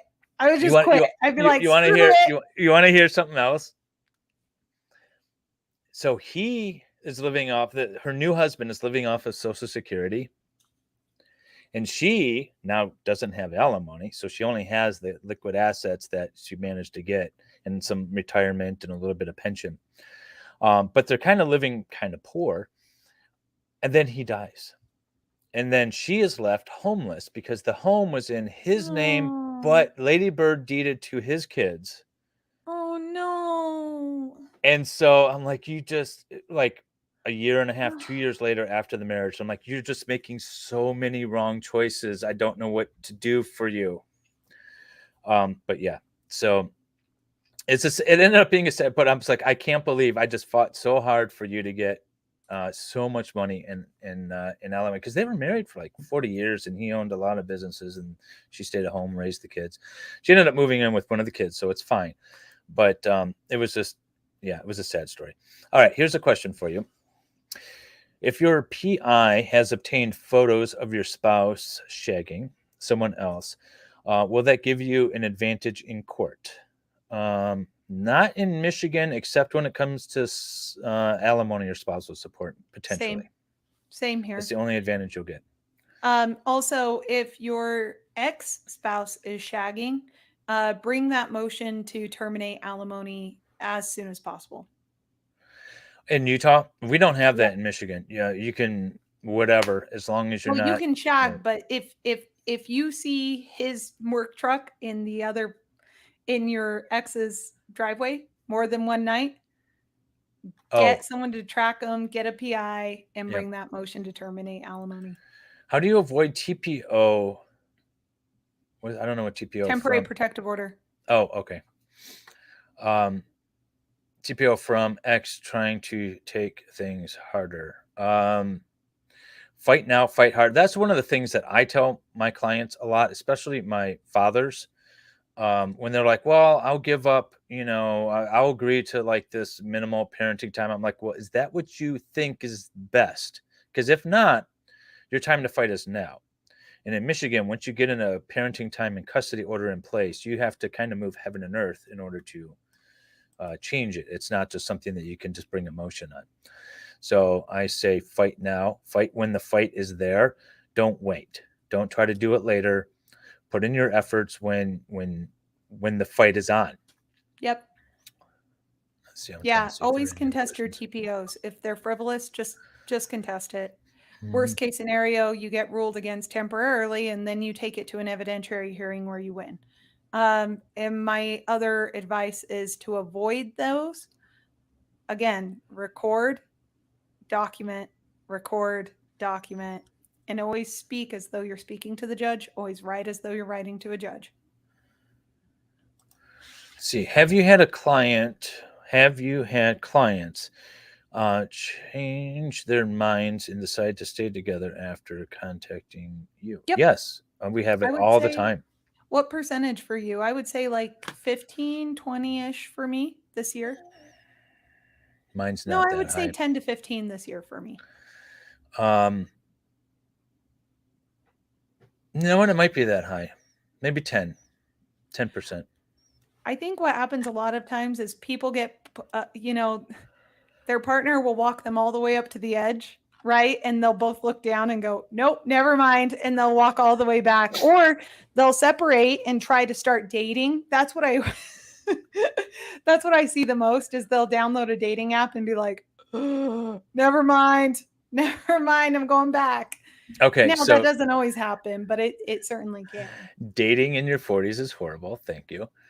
Dating at any age these days is horrible, especially dating. Well, I'm not 20 right now, so I don't know. But the whole dating app thing, that nonsense. Oh my God, I got rid of it all, and then I ended up sort of meeting.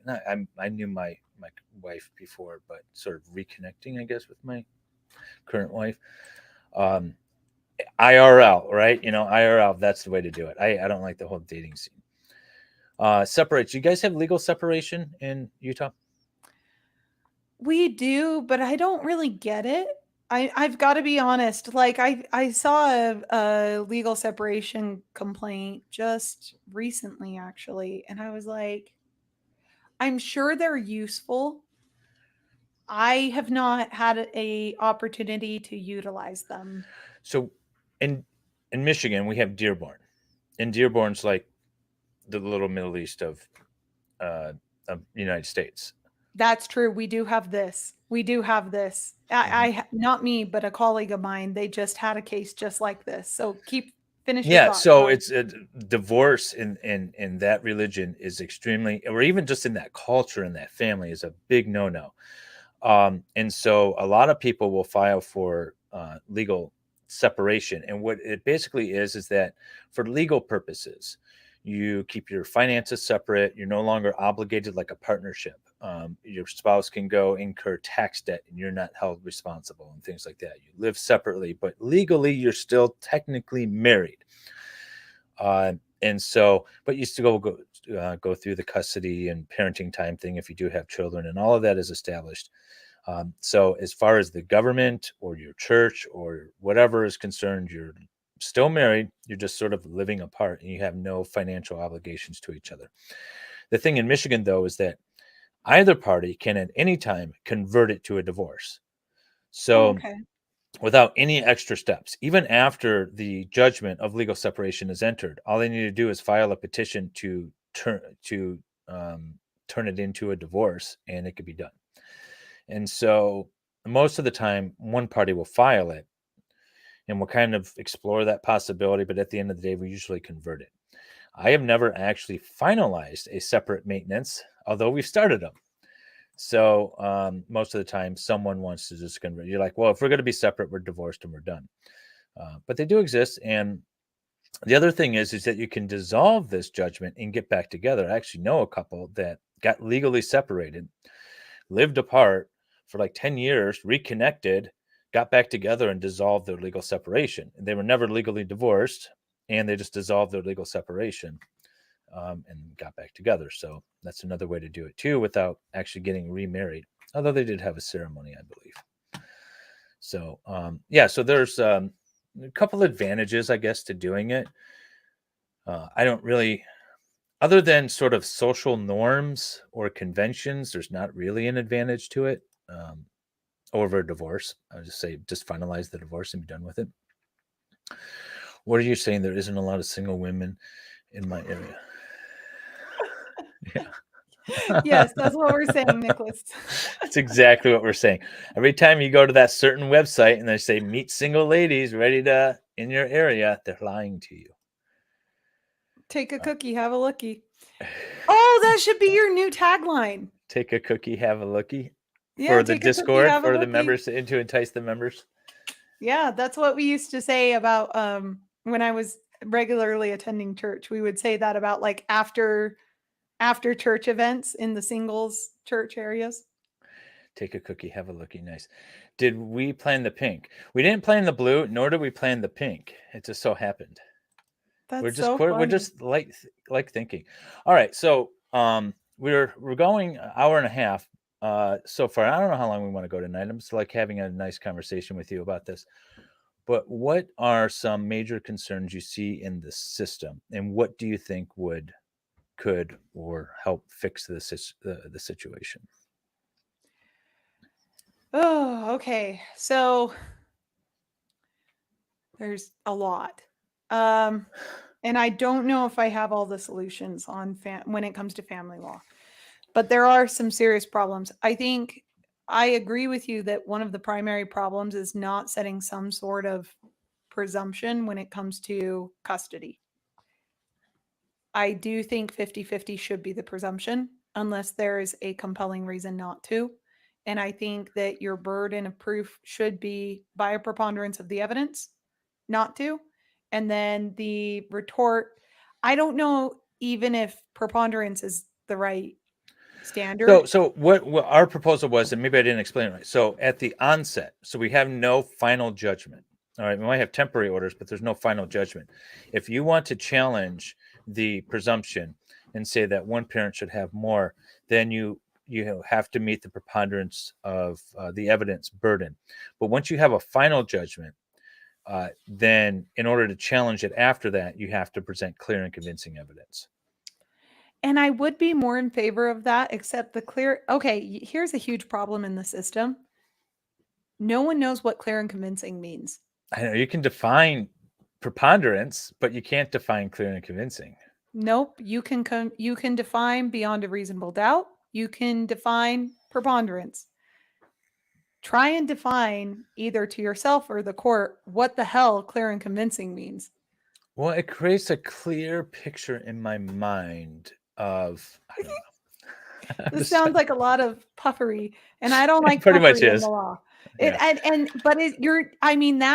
That right there is a singular problem that must be addressed because it comes up all the time in family law, whether it be a protective order right?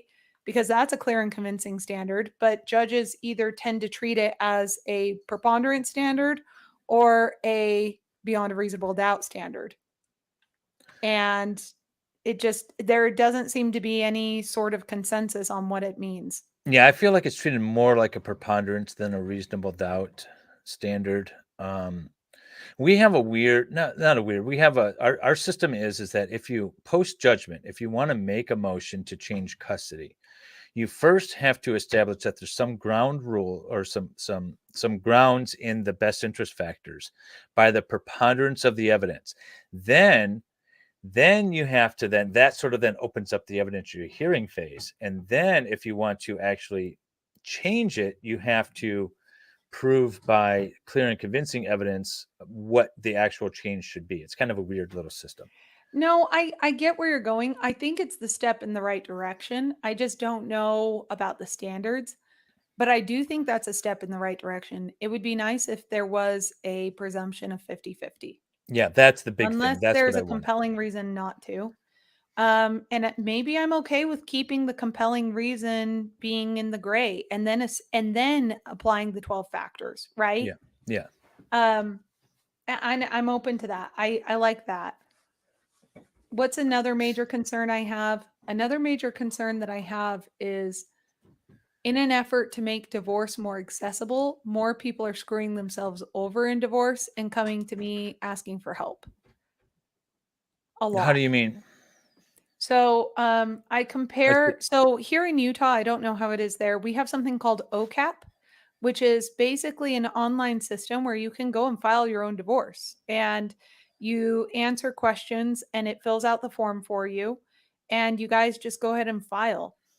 And there's nothing wrong with that per se, except I have so many clients who are manipulated by their spouses into accepting what they get, and they don't understand that they're entitled to more. So, what I wish that they would clearly spell out the law for the parties if they were going through that program. I always, and my clients always get frustrated when I tell them it's going to cost them a little more for a modification than just a regular divorce. Typically, that's just how it shakes out. I'm not charging them anymore. I'm just being honest. I'm like, look, if we're going for modification, we will have to get a custody evaluator more likely than not. We will have to do certain things, extra discovery that we wouldn't otherwise. It's challenging. And the way I compare it is, look, if you go out and buy box dye or try and dye your hair on your own, okay, the risk of you burning your hair off is significantly higher than going to a salon. It doesn't eliminate the risk if you go to a salon, but the risk is much lower. There needs to be better educational tools to people who want to file their own divorce. So I guess that's the concern I see, and that's my solution. we have, so I told you about friend of the court that we have. So Mm-hmm. it's supposed to be the litigants can get assistance through friend of the court. Look at you fanning yourself. And so people could, in theory, go to friend of the court, which will help them with all of their complaint and their paperwork and should ideally educate them on what their rights are and what they have the right to. But for years, our friend of the court system has had, when it comes to parenting time, anyways, has had their default, which is one party gets sole and the other one gets every other weekend and a Wednesday. And that's where we're starting. So when people go in there and do it themselves, one party, usually the man, gets the every other weekend and a Wednesday, and they think that that's all they have the right to. And so that's the problem with our system.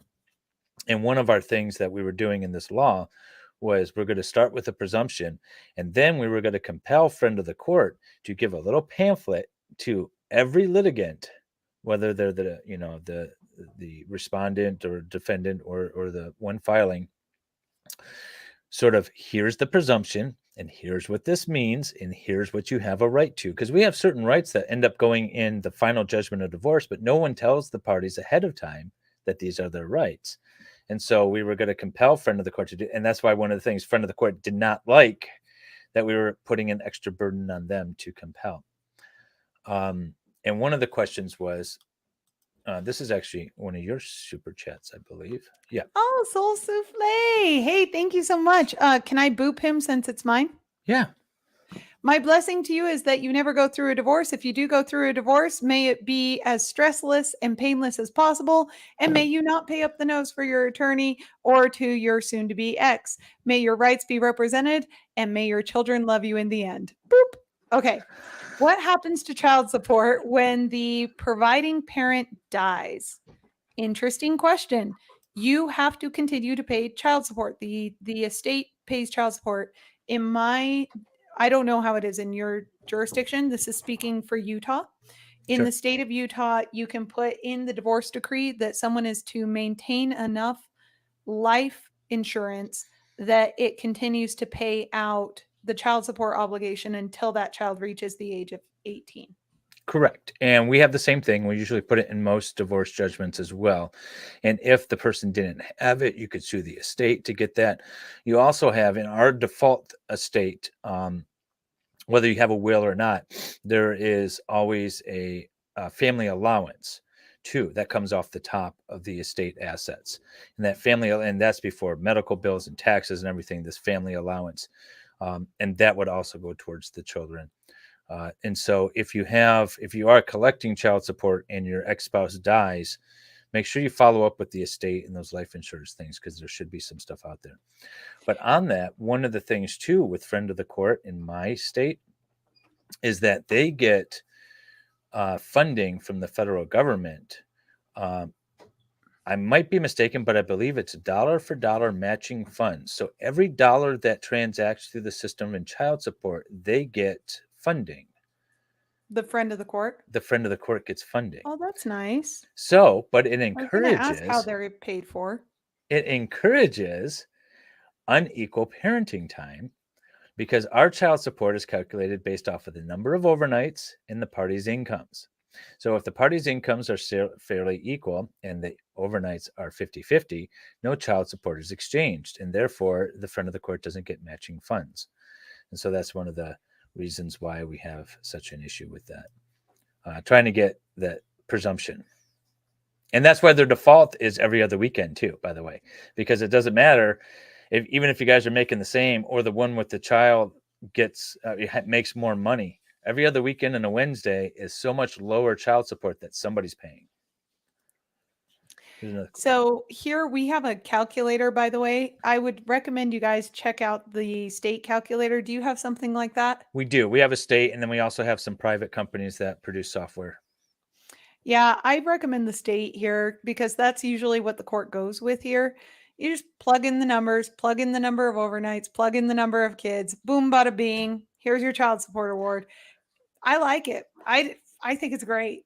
I Yeah, we do have a think that it doesn't account for everything, but it accounts for the base child support. It does. And the private systems, software systems that you can purchase licensing to, what they do is they go right into the details as far as the tax deductions and are you paying specific required dues, and it goes right into the detail. Our states the sort of kind of glosses over it, and most courts really don't care how it's calculated, what system we use, and the numbers will be a little different, but I like having the more detail than our state one does, but at the end of the day, it's a mathematical formula. And I tell people the only argument you have, assuming we have a parenting time schedule, is what is this other party's income, or what is your income?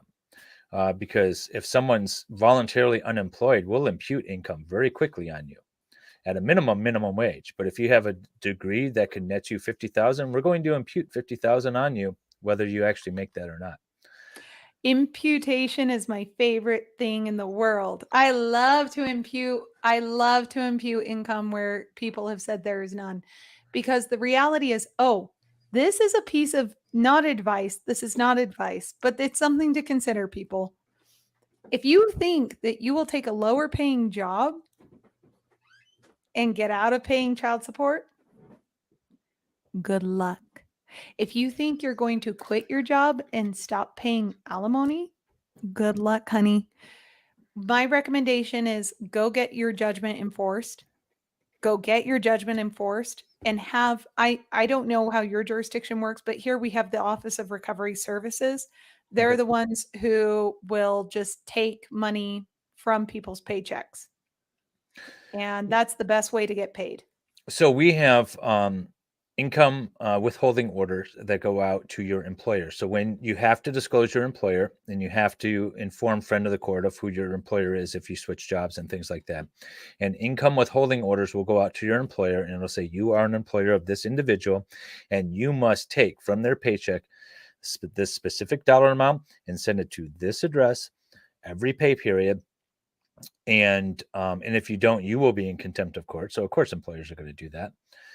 And so that's how you get the income withholding order. But understand that if you take a lower job, or if you quit your job, your obligation goes away, or doesn't go away, only your ability to actually meet your obligation. And in Michigan, if you get over a couple of $1,000s, the local county prosecutor is going to come and knock in to potentially charge you with a felony. That's after they take your driver's license and potentially your passport. So, yes. They'll charge you with a felony for not paying? Yep. They will charge I'm you with a totally felony. okay with this. Again, people, child support is not the same as alimony. It's Yes. either you pay for your damn kid that you had. And when I say damn kid, I mean that poor child is damn because you had them. Okay. It's not the child's fault that you are a POS and that you gave birth to that child or you contributed to creating that child. Okay. If you have a kid, pay for your kid, because if you don't, the state has to pay for them. I have to pay for them. Everyone else has to pay for them. Yep. Now, we're happy to do so because we love children and we want more kids and we care about children in our community. But be a responsible person, be a responsible adult, pay your fair share. I'm totally okay with that. And Now, everybody who's coming at me, I don't care. I care about the kids. I don't care about you. I don't care if you think it's indentured servitude. You think it's indentured servitude, wrap it up. Don't have kids. Hey, yeah, say I'm you not the chose parent. to I'm not the have a father. child. Relinquish your parental rights. Walk away. That's totally within your options. Yeah. You understand that you chose to have a child and bring it into this world. In fact, in the state of Michigan, you can opt out of child support unless any party, the father, the mother, the child, is receiving any sort of state assistance. I don't even care what it is. If they're receiving Medicare, anything. And it could be the mother's receiving Medicare, not the child, and not you. You're just no opting out because one of the parties is receiving state aid. And that's the idea. It shouldn't fall to the state, to the taxpayers, to take care of the child that you chose to have. Yes. And if you don't want to be paying your ex any child support or whatever, good. Go fight for more parent time. Go Yep. actually spend time with your kid. Actually raise your child. Make them a good citizen. Raise them up to be independent, good individuals on society. Otherwise, shut your mouth and pay up. I'm sorry. I'm tired of this slavery. Blah, blah, blah. Yeah, okay. You know what? It's slavery, just like your parents were slaves to you. Life ain't fair. Okay, princess, life isn't fair, but God is good. Go do your job. Mama Ow. of three, I am not a CPA. I do not know tax stuff. I am not a CPA either. I don't know tax stuff. We will always refer you out to tax attorneys. Do you guys have qualified domestic relations orders, quadros? Oh, yes. Yep. Yeah, I Qualified always domestic refer those relations. out. Oh, I tried to draft them early. I was like, I could draft a quadro. Oh my God. You get like a couple of sentences wrong, and the plan administrator is like, yeah, no, this isn't right. Here, send it back. Excuse me, do it again. And then you do it again, and then you send it out. I have a company in Southeast Michigan called Quadro Express. They know how every plan administrator likes their quadros, and I give it all to them, and they charge $500, and they spit it back to me in a couple of weeks, and I am happy. Yeah, I do not try to do those myself. Yeah, I don't do quadros. I don't touch them. I don't touch them with a 10-foot pole. I always recommend them though. I'm like, yeah, you know what? This is a great option. Oh, this is actually not legal advice, but do check with the Social Security Administration after you guys are divorced once they retire. Oh, yes, absolutely. Do that. And then, um, well, not necessarily after they retire. You might also want to start checking up on it as soon as you get everything finalized with the divorce, just so everyone's on the same page, especially if they have, outside of the Social Security, if they have pensions that have not Oh, yet pensions are a big vested, one. because those don't get divided via a quadro. Generally, a quadro is a qualified domestic relations order. What it does is it takes your retirement accounts or other protected accounts under the federal tax code and transfers it without taking any of the tax penalties or transfer penalties or anything like that. And that's what a quadro does. It takes those federally tax protected savings accounts that you have and distributes them. But you don't do that with a pension. At least I typically don't. Do you do them with pensions? No. No. So you got to follow up on those pensions specifically, because you don't necessarily Especially know. with military pensions. Military pensions or even union pensions are a big one too. Union pensions is another one, yeah. So Dani and Dave, are there jury trials in family divorce court? If not, would it help in the situation? For divorces, no juries. For parental termination, yes, there's juries. For adoption, no juries. So it depends on family divorce. It depends on what you're doing. But so that's how it goes. No juries generally, unless the state's trying to take your kids. Juries here if you bifurcate. So if the division of marital assets is bifurcated, then jury. Okay. That's what I remember. I haven't done a jury trial in a divorce context yet. So I have had many, many bench trials, though, and many, many trials. And they all settle before we even get to, it's so silly. It's so dumb. So why are you forcing me to go to trial? Like, we're in pre-trial conference, and I'm like, yeah, they just don't want to budge on this issue. And the court is sitting there like indicating, are you sure you don't want to budge on this? Are you sure you don't? Are you sure you want to? And then like 2 days into trial, they're like, yeah, screw it. You can keep the painting. And I'm like, yeah, I mean, that's the thing. And then even if they win, they're not happy. Even no if they one's win, they're not happy. happy. That's what I No one's say. happy. You're either equally dissatisfied or equally miserable. There is no like, I'd love more of these streams. Yeah, they're informative for sure. I just like chatting about it because I like to get other people's perspectives, especially like what some of the tips that you might pull out is like, don't apologize. One of the other things too, you had tips for your perspective or people going through divorces. One of my other things is document, but communicate with your soon-to-be ex-spouse only in writing. Yep. If they call you, you do not answer. You respond with a text. Can't talk right now. What's up?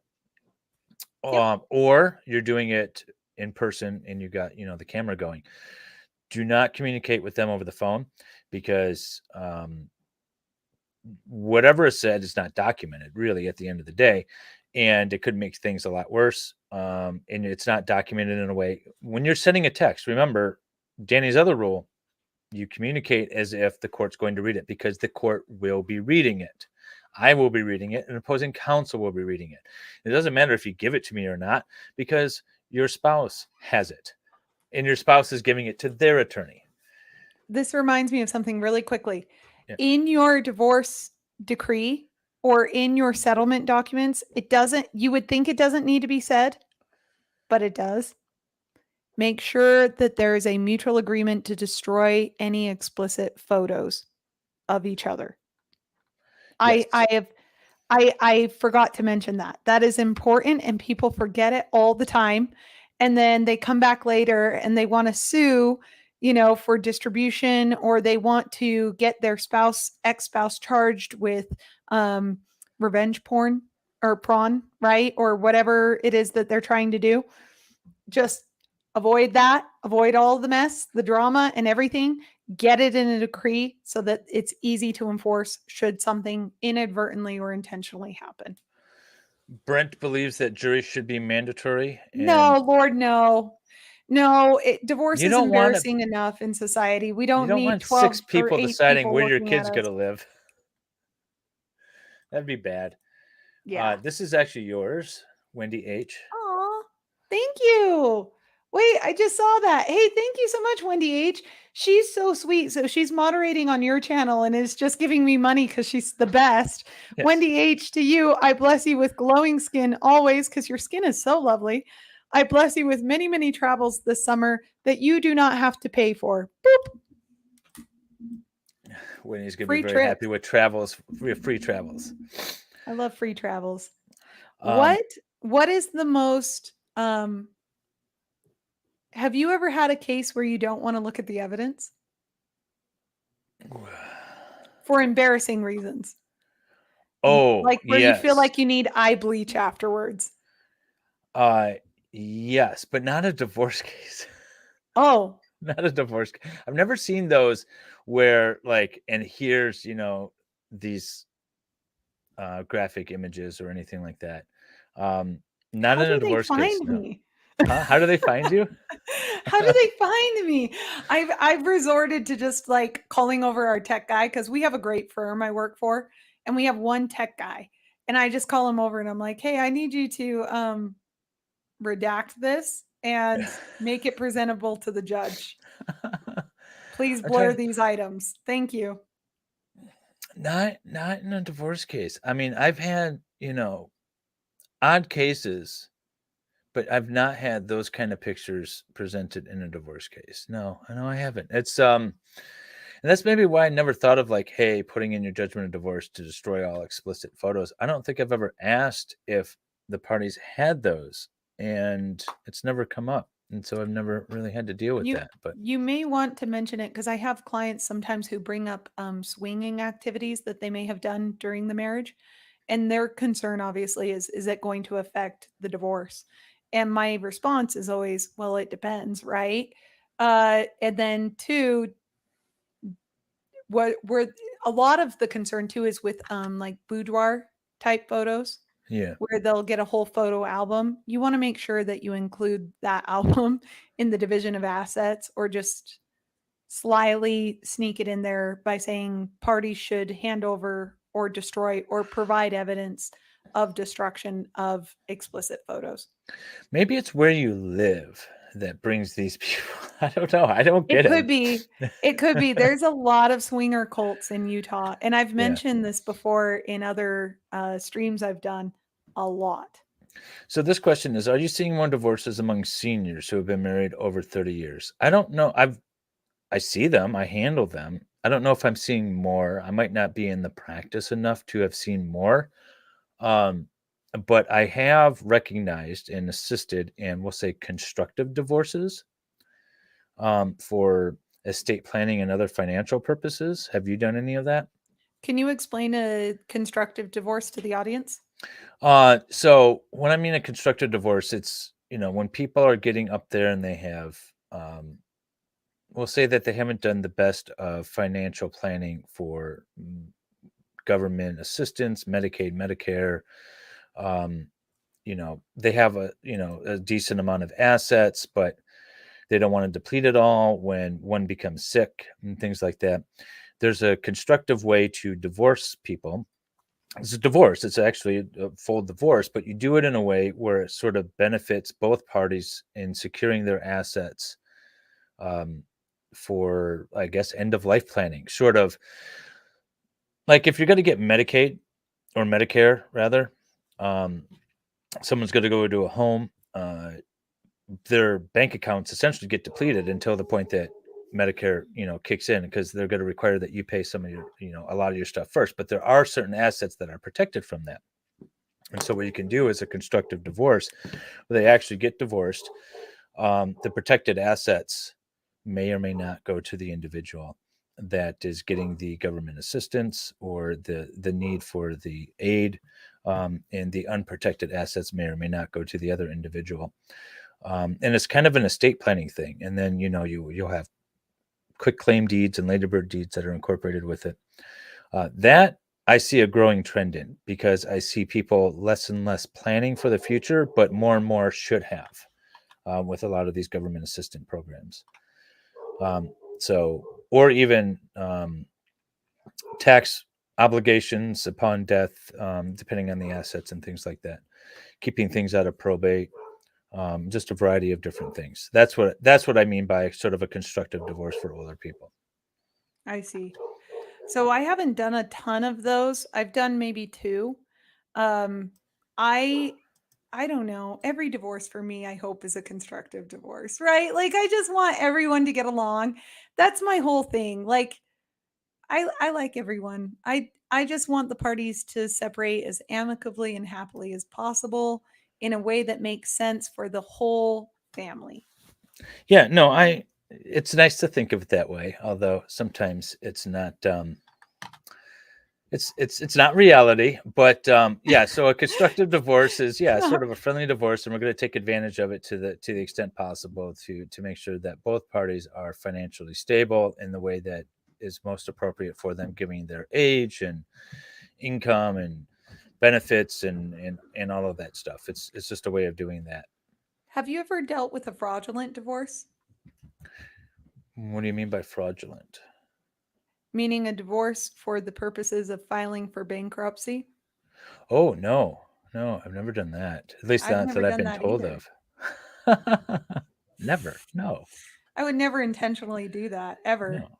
No. By the Um, way, you guys, that's the fastest way to lose your license. Like it's hilarious. Like you can know that your client's going to die and not tell them. That's a may. yeah. But if you find out that your client is defrauding the court or trying to break the law and you aid them in that, or you know that they're stealing money, that's a must. So this was actually a super chat for you. Oh, thank you for your blessing post op. Please bless my ex for me. I've not gotten past F you. Boop. Well, I hope that your post op goes very, very well, that you have no infection and that you heal up very quickly and that you do well. Please bless my ex for me. I've not gotten past FU. Am I reading that right? You're reading it right, but I'm not sure I understand what it means. I'm not sure what it means. Soul Souffle, if you want me to curse your ex, you need to be very explicit. I'm kind of dumb. Okay. But that being said, for the other blessings, boop, and may your ex be blessed with hindsight and peace. May you be blessed with peace to let go of the ex and to move on with your life and be a happy, happy individual. Boop. So Tammy says Hey, she's just Tammy. coming in. I see a lot of people saying we need to get Rob from Law and Lumber in here because he does family law as well. Rob's too cool for me. Yeah, maybe I reached out to him actually about doing a different stream, but maybe I'll reach out to him again and say, "Hey, Dani and I talk divorce. Maybe you should come on and talk divorce with us too, on another stream." I'm curious because he practices in Virginia and there's a presumption of 50-50 division. Oh, I'd like to see how that goes because I know Virginia, Wisconsin. California after 10 years. Okay, after 10 years, what? 10 years, really? 10 years is the golden ticket. So if you're a Baby gold steps, digger, I suppose. there's a mild requirement that you stay engaged at least for 10 years I see. I see. or Okay, married for interesting. 10 years. Our sort of golden rule is that you really don't get alimony until after 10 years, really, but sometimes maybe after 5, but you have to have certain circumstances. Wow. Yeah, it's not really written in anything. It's just sort of like our sort of standard. Like if you haven't been married 10 years, if you've been married less than 5, it's called a 5-minute marriage and you're not getting alimony. Between 5 and 10, it's a maybe if the circumstances are right. Beyond 10, you're going to get alimony probably most likely if one of the parties is working and the other isn't. My advice too for men, don't be ashamed of taking alimony. And always, here's some pretty good advice. If you're getting married or if you're getting divorced young and your ex, soon to be ex, is a looker, like, that is a fine piece. If that is the case, do alimony payments because the chances of them cohabitating or getting remarried in the next 2 years, pretty dang high statistically. Yeah. If you are, this is not advice. I know I said advice. That's not what I meant. This is not legal advice. Okay. This is not legal advice, just a general observation. If you are older, okay, and it's likely that this person will not remarry, offer a payout for less than what you would be paying out in alimony over time, but offer it up front. Take it from your savings, take it from your retirement, offer it. Yep, much better to do it that way. as much as you can pay up front is the better. You usually get the better end of the deal. And also understand that if you've gone through all this assessment and it's determined that you owe alimony, you're better off paying it as soon as possible, and understand that you're probably going to be more financially sound down the road in a short while as opposed to your spouse. Not always, but more likely than not. But it always depends. If you have an ugly, like if your ex was hit by a fugly train and the only reason you loved him was for their personality, and it's really unlikely that they're going to find someone as good as you, and you genuinely believe that, and other people agree with you, again, pay out early. If you think they're going to shack up in the next like year, or you know that they're already cheating and that they're already like cohabitating, just say, okay, I'll pay alimony. And then make sure that you don't need the court to make a finding of cohabitation. Say a mediator can find that there is cohabitation, or that cohabitation is found on this basis. So we don't So, have any and spell it arbitration out. sort of stuff. I don't know if we can bind people to the finding of a mediator. We can for property settlement. We I can be don't like, think we can either, but it's a really great disincentive. And who's no, going to that's enforce it and who's going to really litigate it? And heads up, people, sometimes attorneys do things that may not be legally binding, but are just a way to disincentivize. well, that's true. Once you say it that way, yeah, I understand that, because we do put some stuff in there that is like, can't really bind you, but it's a good idea. What is presumption of 50-50? Wendy H asks. A presumption of 50-50 is when you are in a custody dispute, we're going to presume that it is in the best interest of the children to have equal time with both parents. And that presumption can only be changed upon one of the parents bringing a motion saying that by some sort of measure that it is in fact the best interest to not have 50-50, but a different arrangement. Most states don't have the presumption. Most states throw the chips in the air and let the parties duke it out, and where they fall, they fall. But Virginia and a handful of other states have started to go to this presumption. And I'd be really curious to ask Rob how it's been acting. Do you see less litigation? Because that was the big argument that they had against it in Michigan when we tried to push it through, is that it was going to create more litigation. So I'd be curious to get his thoughts on that. I would be curious as well. I mean, the Bezos case resolved very quickly, and that was a Virginia case, and she got 50 Okay. of everything. Once they were able to settle on jurisdiction. But then I think when they realized, oh, it doesn't matter if it's California or Virginia. All right, Yeah. let's go ahead and settle this up. And that's exactly what they did. And, it just, oh, here's the other thing, people. No, not taking my legal advice, not legal advice, not legal advice. Another thing to keep in mind, this is just, now we're just talking shop. Something else. What was I going to say? Damn it. Now I can't remember. Oh, that's it. It is valuable to get an attorney, even if you're poor, because a lot of cases are a division of marital debt and not of marital estate assets. So if you and your partner have racked up like $200,000 worth of credit card debts, HELOCs, home equity line of credit, you name it, right? You guys were big spenders. Get an attorney, because they'll at least help you sort out which debt should go to whom. Yeah. And Wendy H, I don't where? like it for assets, but for kids, yes. Well, the presumption for assets is already 50-50. Yep. Yeah. So that's How already there, backwards Wendy. is that? I know, right? So even though you don't have the presumption for kids right now, you do have the presumption for assets and debts. Oh, hey, Kimmy Locker says Rob's member stream ended a few minutes ago. Invite him on. I can tweet at him. I tweeted at him a couple of days ago, and he did not respond, but I can try again. Try it one more time. Yeah. Chat, you guys try, because you all go to Unicorn Land quite often, and I don't have jurisdictional privileges in Unicorn Land. Okay? Like, I am limited to Dani on Direct, and while I've been invited to MLS Law Show, I am an invitee. That's it. So Yeah, I have the power. you do. And if Rob chooses to join, that's up to Rob. We can't force Rob. Nope. And it doesn't mean that we can't have him on for another stream too.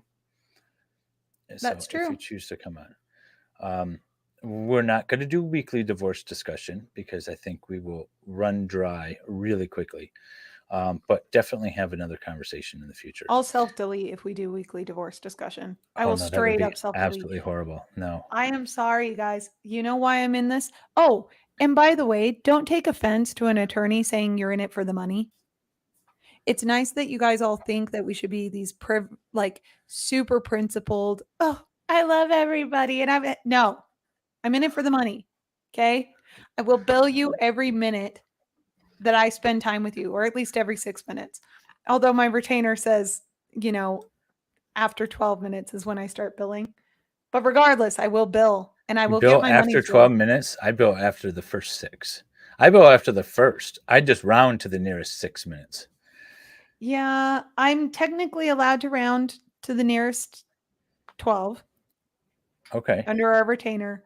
I just, in my position, it depends, right? If you're nice to me and really great and don't bitch about your bill or anything else, yeah, Yeah. I'll do I tend fair. to Yeah. I tend to aggregate too and round down if I can. Like if I'm doing a bunch of phone calls uh and text messages and then following up with like a little email, I'm not going to charge you for each one of those things. I'll just kind of put it all together and be like 0.1, which turns out to be 6 minutes. Yeah. Um, And yeah, don't call your attorney and bitch to them and expect them to write off your bill. We will add to your bill. yeah. 100%. We will look back and remember all of the things we did that we didn't bill in time. Oh, this is a practice advice to every attorney who may be listening there out here. Bill your time at the time that you are doing the thing. You will not remember at the end of the day, and you Nope. will either end up overbilling or underbilling. That's not fair to your client. It's not fair to you, and it violates the rules of professional conduct. Bill Bill. as you go. Yep, I used to have a sheet. Now because I have QuickBooks on my computer and I can enter it right away before I move on to the next task, I put in there what I was doing. And I am very detailed. I've had several judges say that my invoices are the most detailed they've ever seen because I literally write out exactly what I'm doing, and I don't hold Yep. back. If I'm doing this, and this, I write it straight out. Yep. And clients know, I know, courts know if I have to submit them for attorney fees and things like that. So yeah, I just bill it right away. Yep. And And then I there's use nothing wrong with payroll. crediting it. Maybe if you want to give them a little break later, you can kind of adjust it, but bill it right away. Sure. Well, and so when you guys get your bills and you see a 0 on an activity, that's time that we wrote off, or Yep. it's time that we just chose not to bill, but we do need to keep track for ourselves and for the court, the work that we've done. Hmm. And it's not to say that I won't write off time. If let's say that I tell my client, "Okay, we're gonna be filing this motion," and I start drafting it, and then we don't need to file the motion, but I've already drafted like an hour in. Typically, I don't bill my client for that time. Typically. Unless my client was really pushing me to draft this stupid motion that I didn't want to draft in the first place, but they kept pushing me and pushing me. And then I started to draft it, and then they got better sense of them.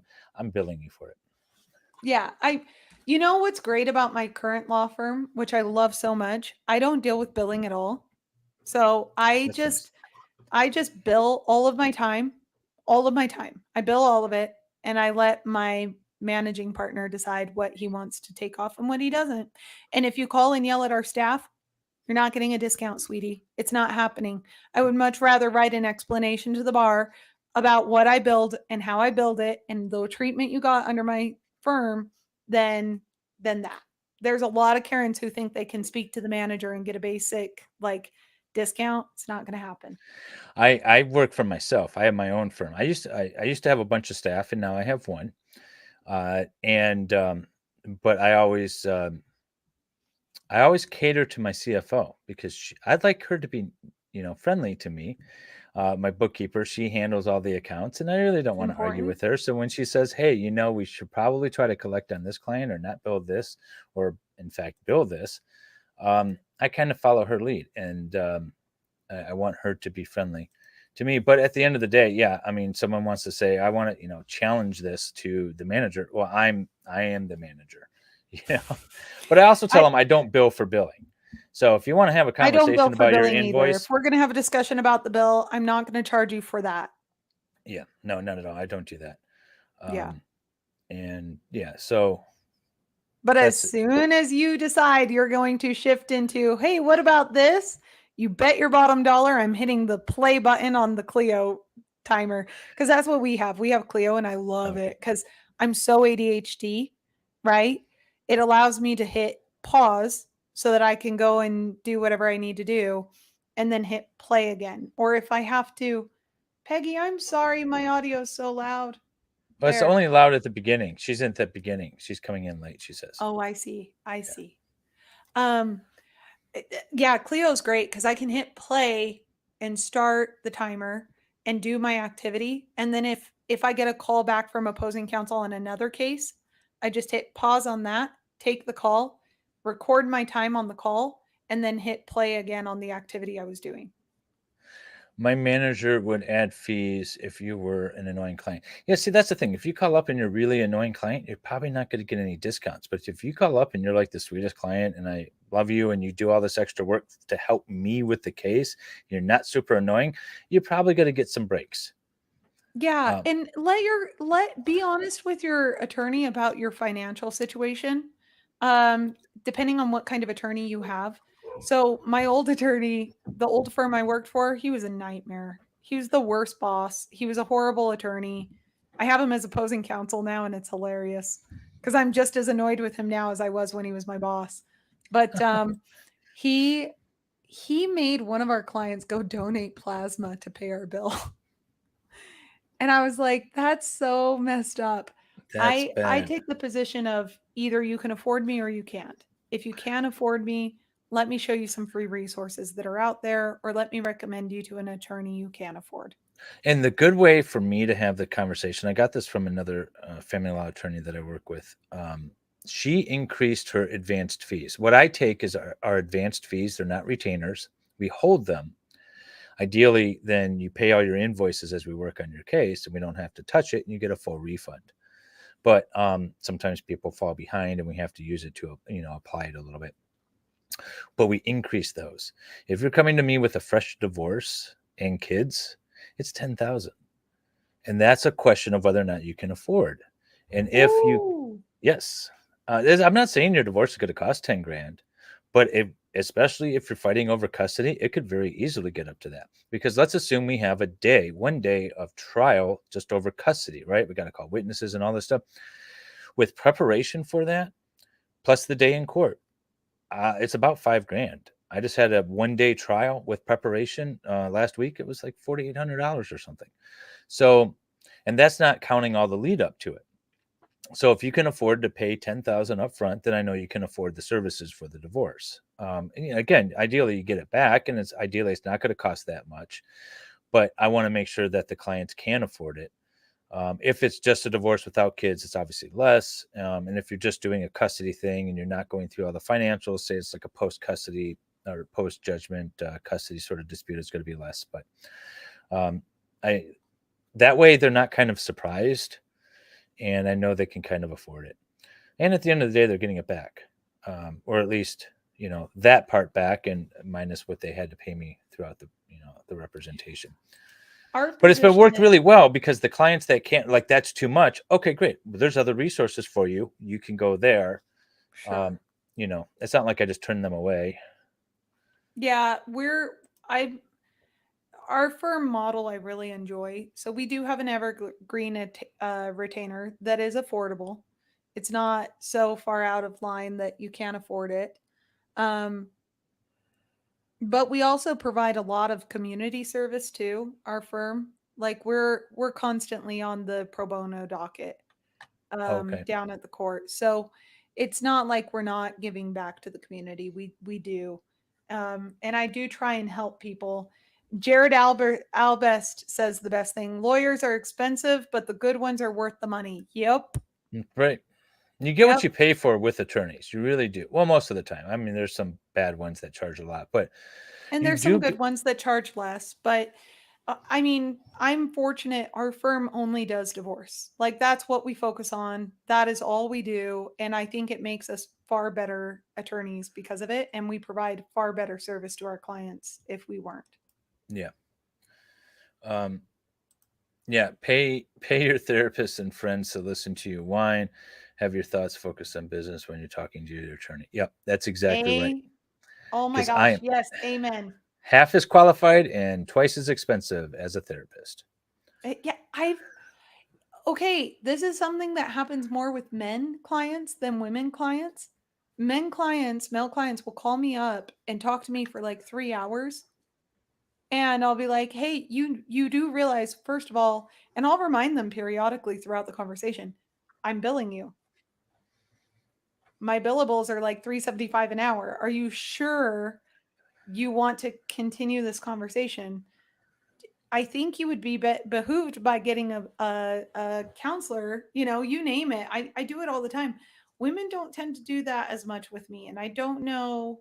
It's the same with me though. Men will talk more with me than most women will. My female clients, unless they're really concerned about something, but it's on point, I don't have a problem with it. But just to express their feelings and get their frustrations out, women, more men are doing that, like more of a Why do therapy you type think session. that is? Do you think it's a conversational style because attorneys tend to be so cut and dry and that's sort of what they need at that time?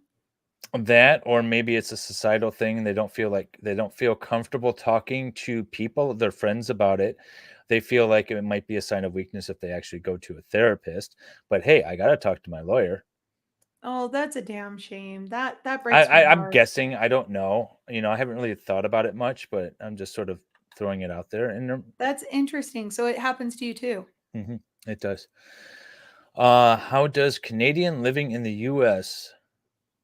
divorce an American husband who lives in Canada?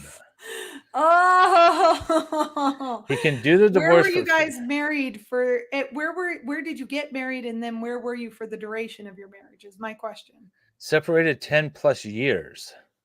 So, well, this is what I would say. If you're living in Michigan, if you're a Canadian citizen living in Michigan, your You know ex is what? American. This isn't an advice. I don't know if this pertains to you or not. My recommendation in these types of situations, if it was my client, but it's not my client because this isn't advice. Generally speaking, if they're already very anxious about court stuff, have your attorney draw up a stipulation for them and send them the stip. See if Yeah. they'll just sign and agree to the Yeah. divorce. Well, I When I have say stipulation, you guys, that means an agreement, like a settlement. So you guys can actually just decide, hey, we want it to be done this way. And as long as the other party agrees, you can file that with the court and get a divorce decree that mirrors that stipulation. So, also, just because he doesn't appear in court doesn't mean you can't move forward with things. There are such things as default. I have a case right now where the husband lives in somewhere in Africa. I can't even remember. And he agreed to just like sign the acknowledgement of service and email it back to me. And that's great. And I'll finalize everything here. I would say that you'd be able to file here as long as service is not a problem yeah, and get everything finalized here. If you filed in Michigan, it's up to your ex to challenge the jurisdiction. Like if you right, file where you live, and he's like, no, no, no, jurisdiction somewhere else. Michigan right. court that you filed in is going to be completely fine with taking it. And then have that decree recognized, I would imagine, in the other jurisdiction. Yeah. And I think Canada would, as a matter of just law, recognize a divorce in Michigan because in the US, because I think it's the other way around too. A divorce in Canada is recognized in Michigan. If you needed to enforce something, you could file an ancillary case here and have it recognized from Canada. Um, oh, Um, Wendy H gifted 5 memberships. Thank you. I didn't see oh, that. thanks, Wendy H. That's awesome. Oh, I'm horrible Okay. with keeping up on this stuff. It's really hard. The membership one is hard because we don't get notified. We don't in StreamYard doesn't notify us at all of that stuff. But thank you very much. Wendy H is the best. She's awesome at supporting this channel. And I appreciate her. And I appreciate everyone from Dani's channel joining in and throwing in the questions. It's been fun. Yeah, and all of those who haven't already, make sure that you subscribe to MLS Law Show. If you haven't already subscribed to my show as well, a lot of viewers don't subscribe, but they're repeat viewers. So if you're going to repeat weird? offend, do it legally, man. Get Yeah. subscribed. Be a member of the You're Cult of here, Lawful you're Guidance. listening. If you're not subscribed, why are you here? And also, have you given the thumbs up on the like button? And if not, why are you listening? It's That's what I free. Y'all, it's free. It takes you literally 2 seconds and a click. Go click it. straight to jail. Straight to jail. I love Parks and Rec. As between that and Community and a couple other shows, I just Ron Swanson is my spirit animal. I have been told by many, many people that I remind them of the blonde in Parks and Rec, but I have not watched Leslie Parks Knope? and Rec. Was this in Straight to Jail? Isn't that a reference to Parks and Rec? I think it is where the like Venezuelan ambassador or someone comes Yeah. and they're like, "What You are eat a hot dog these wrong, straight to jail." protesters?" I love that actor. He's in Portlandia, and I love Portlandia. Portlandia is great. He's in a couple other things. Oh, he played a cannibal serial killer in Last Man on Earth, which was an awesome role. He just couldn't stop eating people, and so he was kind of digging them up, and it was a great role. I love the character. If you want someone to play like a comedic version of a cannibal serial killer, he's the greatest.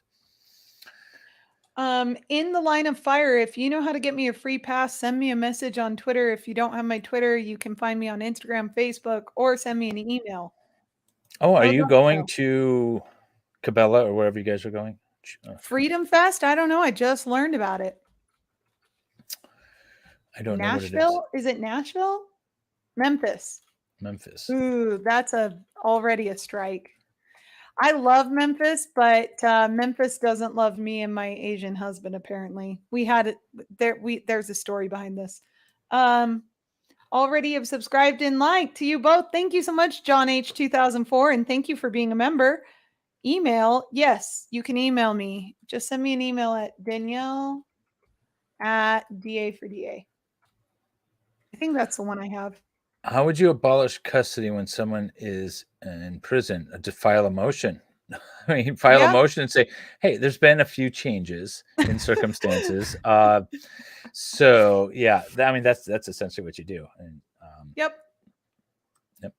Is the other party available and able to parent? No.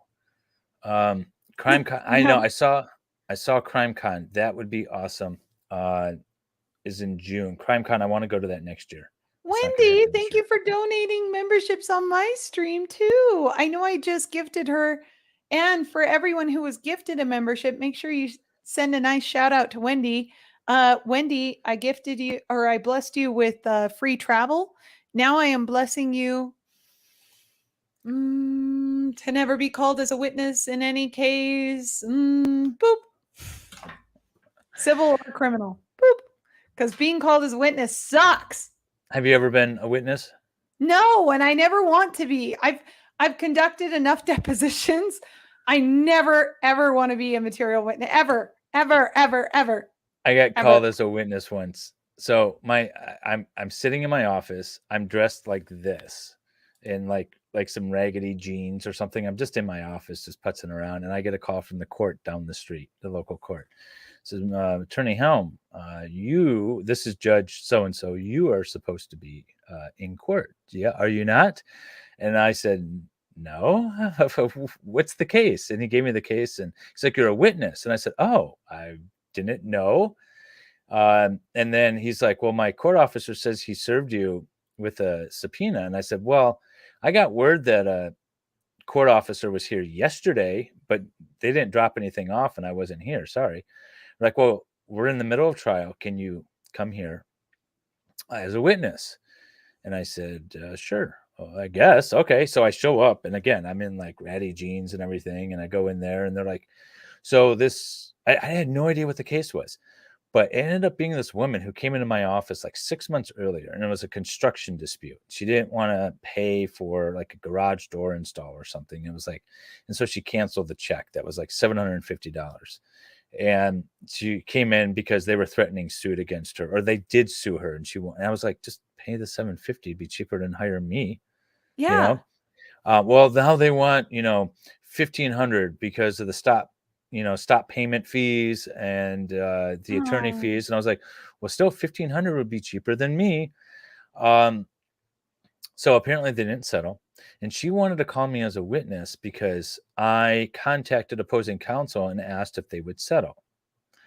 Now, in Michigan, settlement offers are not offered. You can't offer settlement agreement or even proposals as any sort of evidence in a case because sure. the Here, courts want, same. yeah, yeah, because the courts want to encourage settlement, so you can't use that. But that's what she wanted me to testify to. And I was like, oh, okay. And so I get up on the stand. First of all, the judge pulls us all back. Her, because she's improper, opposing counsel, and myself. He pulls us in the back and he's like, lady, what are you doing? You're just racking this up even more. He's at like $7,000 now worth of attorney fees plus the interest plus everything else. And I'm about to award it to him. And why are you calling Mr. Helm in here? Um, so she was like, no, I'm still going for it. So I got on the stand. And so I literally just have to say, yeah, you came into my office. I called the opposing counsel and he said 1,500 and you said no. And I advised you that it would probably be cheaper just to pay him. That's all I have to say on the stand. It's still nerve wracking though to sit up there and have It this sucks. improper ask me questions. And then the judge ask you questions. And you're like, I don't know. I just called him, it was still kind of nerve wracking. It was weird. It's the only time I've been called as a witness. How much she loves BTS. Do you love BTS? Who, me? Yeah. Ask Dani about how much she loves BTS. Do you like I'm K-pop? pleading the fifth on anything to do with K music, K drama, K any of that. I don't know. That's a real quick way to get your channel taken down. Is it really? Um, oh yeah. Oh I yeah. don't know K-pop that drama. stands. Mm. Yeah, you don't need any of that. Trust me. That's There's a lot of it that's in my Discord, but I know nothing of what's going on. it's yeah, it's no bueno. I wouldn't. I mean, a KTS BTS is fine. I like BTS. I like a lot of K-pop. I like all music, so it's really hard to find music I don't like. Have either of you dealt with a situation where the state is trying to make one of the parties a ward of the state? Uh, Yes. I'm not sure. Okay, so give your example because I'm not sure. I mean, a I ward think of the. what Julia is referring to is like where you have a like a severely autistic child Oh, and oh, oh. Okay. mhm. So Um, I've dealt with one of those cases I've and it dealt with. was with a case of severe autism where neither party in the divorce were really even had the capacity or ability to care for the child. Um, Never had to deal with something like that. I have dealt with parental termination, where at the end of the day, the child will become a ward of the state and then get placed and adopted out, but not with anything else. Okay, it's been 2.5 hours. I appreciate it, but I think I'm gonna have to call it an evening. I've been streaming for a bit. That's Um, fine. I have to go to bed early. I actually have to go work out and then go to bed because I have to get my billables up. Speaking of billables, I have a lot of issues to resolve really quick at work. So, for those who are interested, though, tomorrow I will be doing my members only stream, followed by an additional stream because I will be unavailable on Friday. So, if you mm, guys are interested, Josh Hawley had an excellent takedown of a potential judicial nominee. That's what we'll be reviewing. And I will also be reviewing the most recent UFO disclosures and what the government's doing about that. So I find both of those fascinating. Come and join us tomorrow or yeah, me. very cool. You're welcome to Um, join me on the UFO one if you're interested. I might. I'm actually going to be baking tomorrow night, and I Oh, thought if I'm baking, I might stream it. We'll see how that goes. But what are you baking? oatmeal raisin cookies. Oh, Sounds nice. So, and then I have, but otherwise I'm indisposed during the day tomorrow, real work stuff, and Friday. But I will be streaming Saturday at noon with, Saturday at noon, every Saturday and Tuesday, just for everyone in Danny's stream. Nick Trial Watch and myself are doing Jodi Arias. And so that's been a lot of fun. It's every Tuesday and Saturday at noon. We stream Jodi Arias, and we are midway through day 3 thus far. And it's a lot of fun. So if you are ever inclined to revisit that case, and I find it a lot of fun. I didn't It watch is it the first fun. go around, so I know the story, I know the drama, but I didn't watch the case, so I'm excited to watch it. So I'll be doing that Saturday, and then I think I'll be on Chandler again Wednesday, and we'll see what happens in between. Well, So, awesome. Well, thank yes. you so much for having me on your channel and allowing me to stream it on mine. And hopefully we get together again here real soon. Yeah, it was a lot of fun, and maybe we can get Rob in if he wants to join us at some point. He didn't respond to my tweet, so I don't think that's happening tonight. Bummer. But no, I'd like to get his perspective on Virginia's 50-50 presumption, and then maybe I can renew this push in Michigan. That would be really nice. So, well, you all have a Godspeed, good my night, friend. and we'll see you. Well, everyone will see Danny tomorrow. All right, take care.